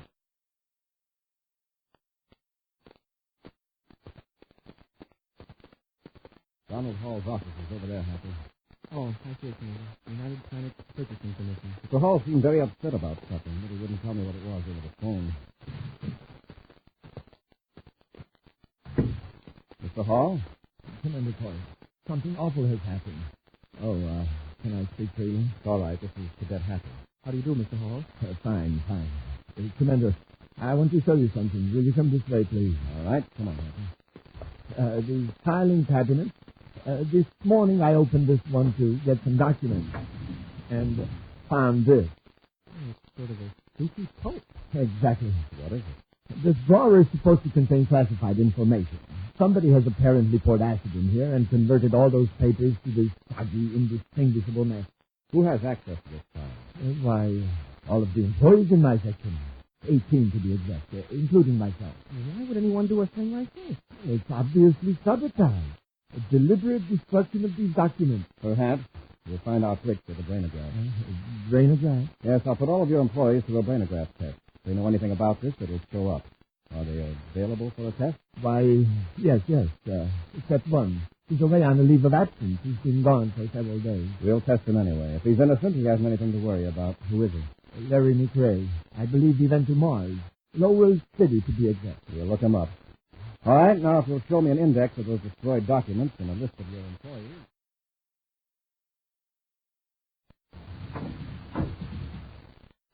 All right, Larry. Here's an advance on the money we agreed on. Thanks, Carlisle. Now listen, don't spend it. Don't do anything to arouse suspicion. When your leave is over, go back to Terran, your job with the Purchasing Commission. Understand? Sure. Look, I'll pick up a couple of things in the next room. Be right back. Now, don't worry about a thing. McRae, go ahead. Mr. McRae, you don't know me, and please don't ask any questions. I have some vital information concerning your brother, Larry. My brother? Yes, sir. Let's have it. He's to be questioned about some documents which were destroyed in the office where he worked on Terra. Documents? What documents? Please, no questions. Just listen. I happen to know that the Space Patrol is putting all employees of the purchasing section to a brainograph test. Why do you think my brother would be concerned? Just who is it? Naturally, Mr. McRae, I don't suspect your brother of any wrongdoing. This is just a friendly tip. For all I know, he may welcome a brainograph test. I have no doubt that he will. Well, in that case, he can get a free trip back to Terra. Commander Corey is coming to get him. Right away. Goodbye, Mr. McRae. Who is that? I don't know. But you're in a jam. Corey's coming here to give you a brainograph test. Huh? I can't face that. The whole thing had come out. I've got a place on Venus where you'll be safe. You can take one of my ships. I'll blast off right away. Wait, you'll need some more money. It's in a safe at the chemical lab near the spaceport. I'll give you the address and the combination to the safe.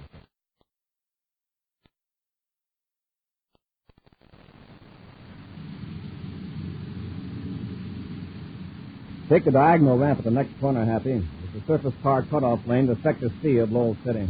Right, Commander. And Carlisle McRae's company's on Avenue R? That's correct. Well, if Larry McRae is involved in this sabotage, he wouldn't have gone right to his brother's place of business. Well, maybe not. At least he hasn't made it difficult for our Martian agents to locate him. But Larry may have some subconscious knowledge of subversive activity in the purchasing section. The brainograph will reveal it. Well, we certainly didn't get anything from the other employees. Space Patrol Unit Headquarters, Lowell City, Mars, calling Commander Corey and Surface Car 294. This is Commander Corey. Go ahead. Agent L47 has just reported that Larry McRae has left his brother's office and is headed down Lowell Freeway toward the spaceport. Do you have McRae's vehicle number? Yes, Commander. LP145H92. I've just been handed a new report. McRae's surface car has taken lane 7 on the Civic Center Cloverleaf. That would take him west of the spaceport. Dispatcher, inform Agent L47 that I'll follow through personally on McRae. Relieve all other agents on the McRae case until further notice. Corey out. Turn out the ramp to the next cutoff, Happy. It'll take us into lane 7 south of the Cloverleaf.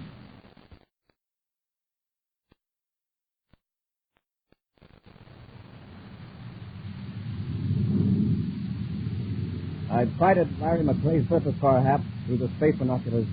It's the blue one, a quarter of a mile ahead of us. Oh, yeah, the one turning off the main lane? Yes. It leads to an industrial plant of some kind, a very small one. Our friend Larry McRae could be running an errand for his brother. Okay, Happy. Follow him into the plant yard.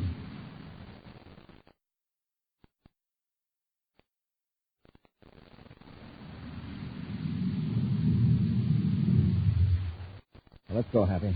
I just went inside the building. Yes, sir. Well, this plant doesn't seem to be in operation, Commander. One of Carlisle McCrae's properties, all right.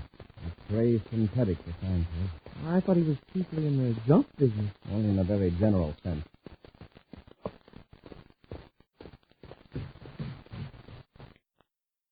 Well, he's not in this room. He's gone through toward the rear of the building.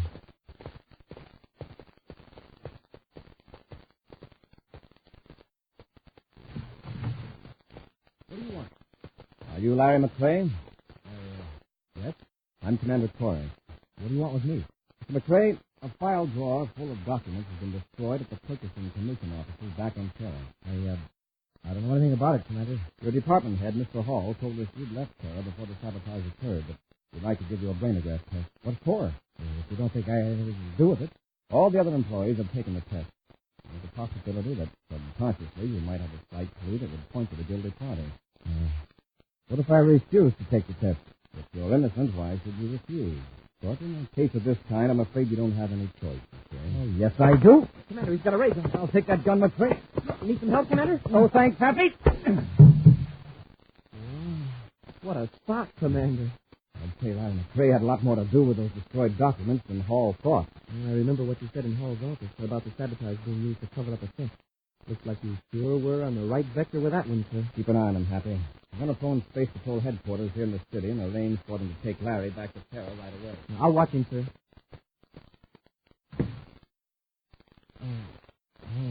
Sure. You'll be okay, Larry. You can get up if you want to, but don't try anything. Now, look, get this straight. I didn't destroy any documents. Yeah? Then you were a chump for pulling that gun on the commander. You sure look guilty now. I'm being framed. Donald Hall is trying to put the blame on me to cover up for his own mistake. That's it. What was that noise? Who else is in this building? Nobody. Sounded like a door. Who's there? All right, Les. Go out the other door. Who are you? Where's the mask? It would be inconvenient if I were recognized. I know my brother sent you. Yes. Carlisle got a tip that the Space Patrol was on its way here. Get ready to run when I break this bottle. What is it? A very powerful gas. A few whips of this and the cadet will be taken care of for good. Hurry up, it's coming too. Stand back. Come on, Larry. Let's go.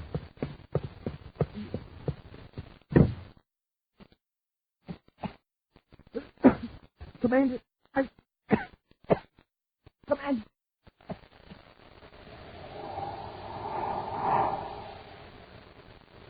We'll be back with Space Patrol in just a moment.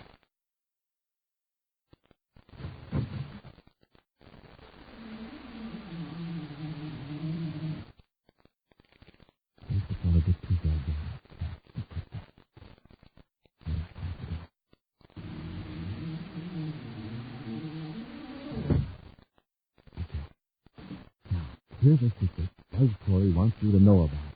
The secret of how space patrollers get a rip-roaring start in the morning. Here's what they do. They eat a breakfast that supercharges them. A power breakfast with one of the 3 checkerboard super cereals, Rice Chex, Wheat Chex, and Instant Ralston. Chex. They are the super cereals with that modern bite-sized design. The cereals with a swell new taste that you'll like right off the reel. Now, to warm up your motor, there's Instant Ralston, the hot super cereal. Has a heart of wheat flavor you'll really go for. So now you know how space patrollers get that rip-roaring morning start. Gang, get a flying start yourself every morning. Sit down to a nourishing breakfast with a checkerboard super cereal and get supercharged. Rice Chex, Wheat Chex, and good hot Ralston. They're the super cereals that help to supercharge you.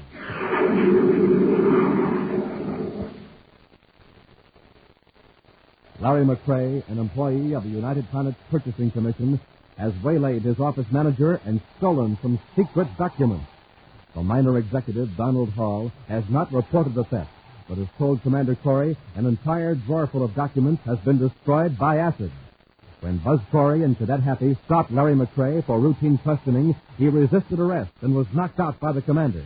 But while Happy was guarding Larry, a mysterious masked man attacked the cadet and after bursting a bottle of poisonous chemicals, helped Larry McCrae escape. Right now, Happy is lying on the floor, nearly overcome by the deadly fumes. Commander. Okay, Happy, bring McCrae up. Happy! Commander, don't try to talk now. Wait till we hit the fresh air.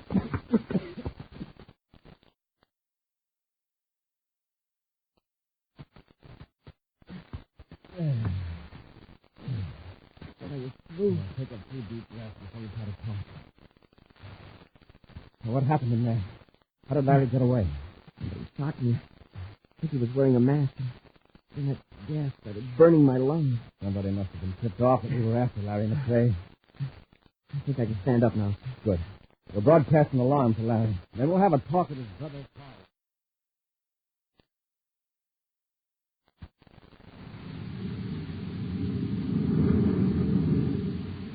I don't know who you are, but thanks for the help. Just keep driving, and don't look around toward the back seat.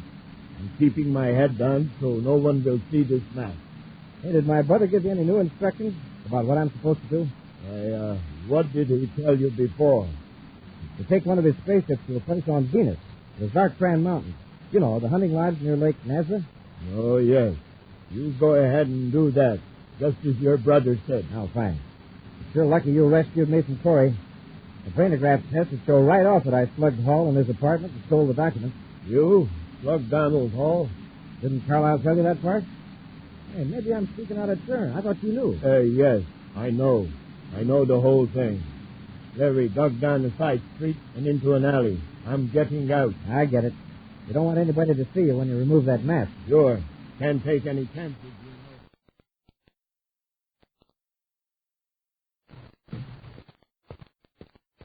You. I want you to return a favor I just did you and your brother. What do you mean? I just rescued Larry McCrae from Commander Corey and the Cadet. You aren't referring to a phone call tip-off by any chance? Something else, too. Larry was under arrest when I interfered. And what favor do you want? The documents Larry stole from a certain Donald Hall. Are you crazy? Why, those are worth a fortune to me. They're worth more to me. My good reputation. I don't get it. Who are you? I am Donald Hall. What? Then this yarn you told the Space Patrol about a lot of documents being destroyed. Yes, it was just merely to cover up the loss of papers your brother took from me. I had no idea he was the guilty party until a few minutes ago. Now, Hall, I'm sure we can work out a deal together. Give me those documents. You wouldn't use that gun, Hall. I didn't hesitate to get rid of a Space Patrol cadet. Why would I hesitate to eliminate a character like you? Now get the papers. All right, Hall. They're locked in this cabinet. No tricky stuff, you know. Don't worry. Hurry. I haven't much time. They're right in here. By the way, my brother must have been surprised when you appeared to rescue him. He didn't know who it was. I wore a mask. A mask? Yes, this one.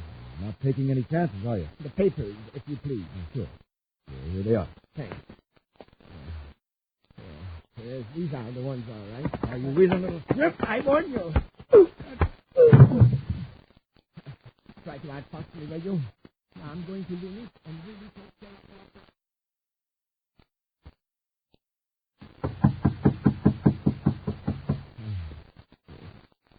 Who's there?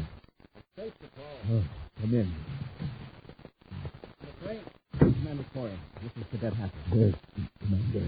Oh, look at his head. What happened? Nothing. Just a fall, but very clumsy. Seems to be a lot of clumsiness lately. You didn't get that many bruises from one fall. Who did it? As I tell you, I fell. I get dizzy spells. All right, have it your way. We came here to find out where your brother was headed after he left that chemical plant of yours near the spaceport. Brother? I haven't the slightest idea. Did he come back here? I told you, I don't know. Commander, look at this. I found it on the floor. Oh, man. Do you wear this at work, Carlisle? It's a dust rag. A dust rag with eye holes. Hand it here, Hunter. Yes, sir. It has a strange, pungent odor, very powerful and unpleasant. Smell the mask, Hunter. Ooh, that's the same smell as that chemical back there where I got slugged. Exactly. Carlisle, either you rescued your brother, or the man who did came here afterward and dropped that mask. Probably in a fight with you. I don't know anything about it. The mask, I mean. All right, You don't want to press charges against the man who attacked you. That's sure. Come on, Happy. Yes, sir. Sorry to have bothered you, Mr. McRae. Goodbye, Corey.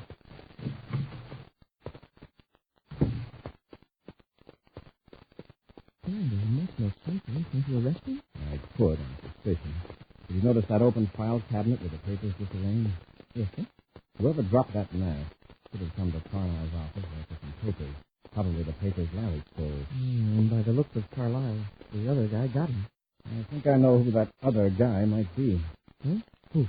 While I was talking to Lowell City Space Patrol, I learned that Donald Hall is here on Mars. Oh? Yes, it seems he came to consult a certain doctor.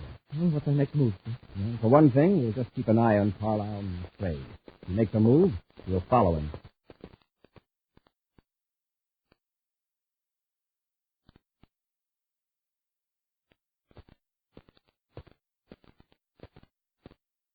Any reports since I've been out of the office, Happy? Not on Carlisle McRae, sir. He's still at his office, according to the last report from our agent 5 minutes ago. Space Patrol calling Commander Corey. Corey here, go ahead. Carlisle McRae is preparing to leave Mars, Commander. Our agent at the spaceport reports McRae's private cruiser is being given a pre-flight check by his chief engineer. We'll blast off ahead of him and pick him up after he leaves Mars. Corey out. Let's get to our ship, Happy.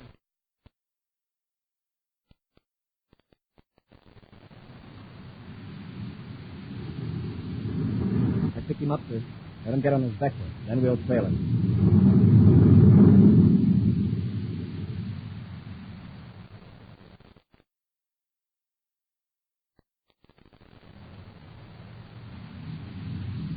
He's setting his ship down about a mile from Lake Nazareth. Carlisle sure picked a good hideout for his brother. If we hadn't failed him here, we never could have found it. There are 2 other ships down there, near what looks like a mountain lodge. 2 ships? Yes. There's a deep gorge near the lodge with a bridge across it. We'll set our ship down the other side of that hill and sneak up on them across the bridge.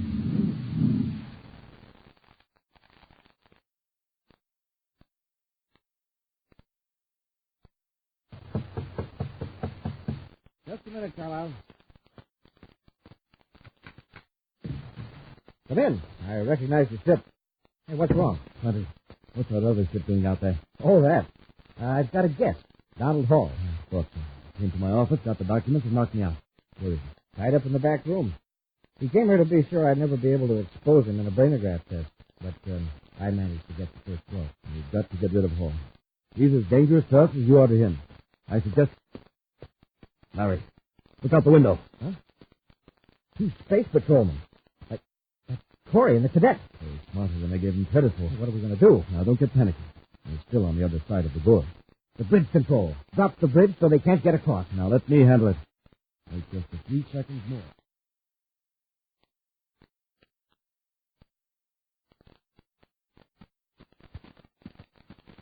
I wonder if they've seen us, Commander. They may have. But this way, they won't have as much warning as if we'd landed the ship near the lodge. All right, quickly, across the bridge. There's still a deep gorge. At least 300 feet. Commander, the bridge is giving way. Run for the other side. My feet are slipping. I'm going to fall. I've got you, Happy. Grab the railing. Hang on tight. Oh, I'm sure I'd lose my grip. You're lucky you grabbed me. It's close for both of us. The bridge is hanging straight down. Climb up the railing, hand over hand. Use the braces as a ladder. All right, sir. We're about 10 feet from the top.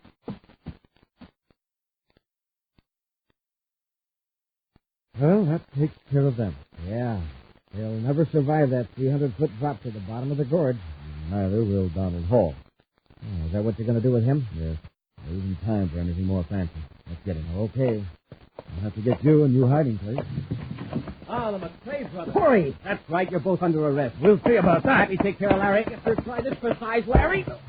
And now, Carl, let's see how tough you really are. That's enough, Corey. I've had enough. Okay. You got Donald Hall here? Yes. This is in the back room. Yes, sir. I'll do it, sir. He's here all right, sir. All tied up. Commander, you've got to listen to me.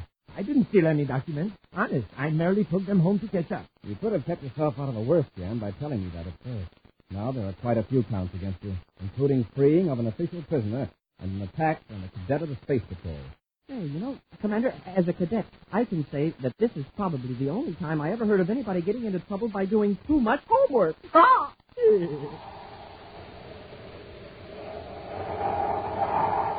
An exciting preview of next week's thrilling Space Patrol adventure in just a moment.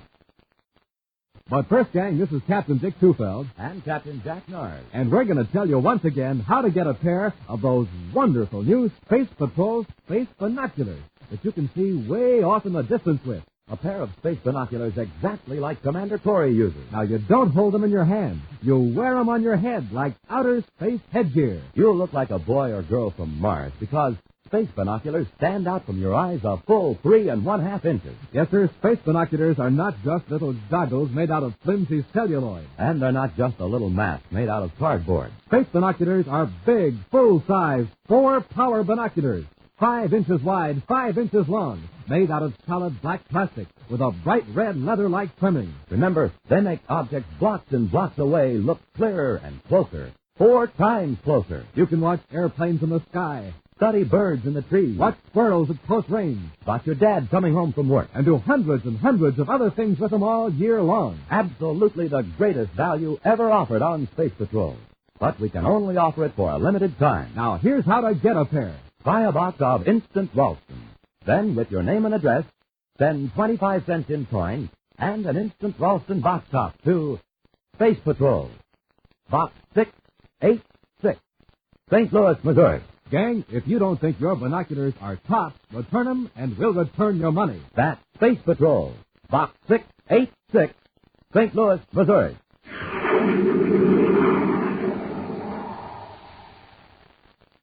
And now, a preview of next week's exciting Space Patrol adventure. 2 criminals are holding Tonga in the subcellar of a Venus skyscraper. As Buzz and Happy advance toward the men, they pass a large ventilating tunnel covered with a metal screen. One of the men throws a stick, and behind the screen, the blades of a giant fan start to whirl. Turn the ventilator fan on. Rush them, Happy. I can't stay on my feet. Keep away from the grating. Move. The air blast pulled me against the grating. Got me, too. Try to pull loose, Happy. The wind's too strong. Commander, the grating is sliding out. Pull, Happy. Pull hard. If we don't get out of this tunnel, we'll be pulled into the fan.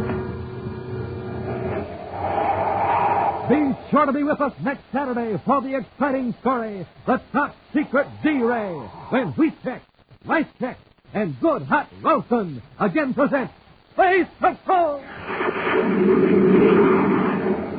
Space Patrol, an original Mike Moser production starring Ed Kemmer as Commander Corey and Lynn Osborne as Cadet Happy, was written by Lou Houston and directed by Larry Robertson. Other players were Ken Mayer, Norman Jolly, and Bela Kovac. Dick Tufeld speaking. Now, don't forget to tune in next Saturday and every Saturday when Wheat Check, Rice Check, and Good Hot Ralston again present the new exciting Space Patrol! And be sure to see another exciting Space Patrol program on your local ABC TV station. Consult your newspaper for time and channel. Space Patrol comes to you transcribed from Hollywood. This is ABC Radio Network.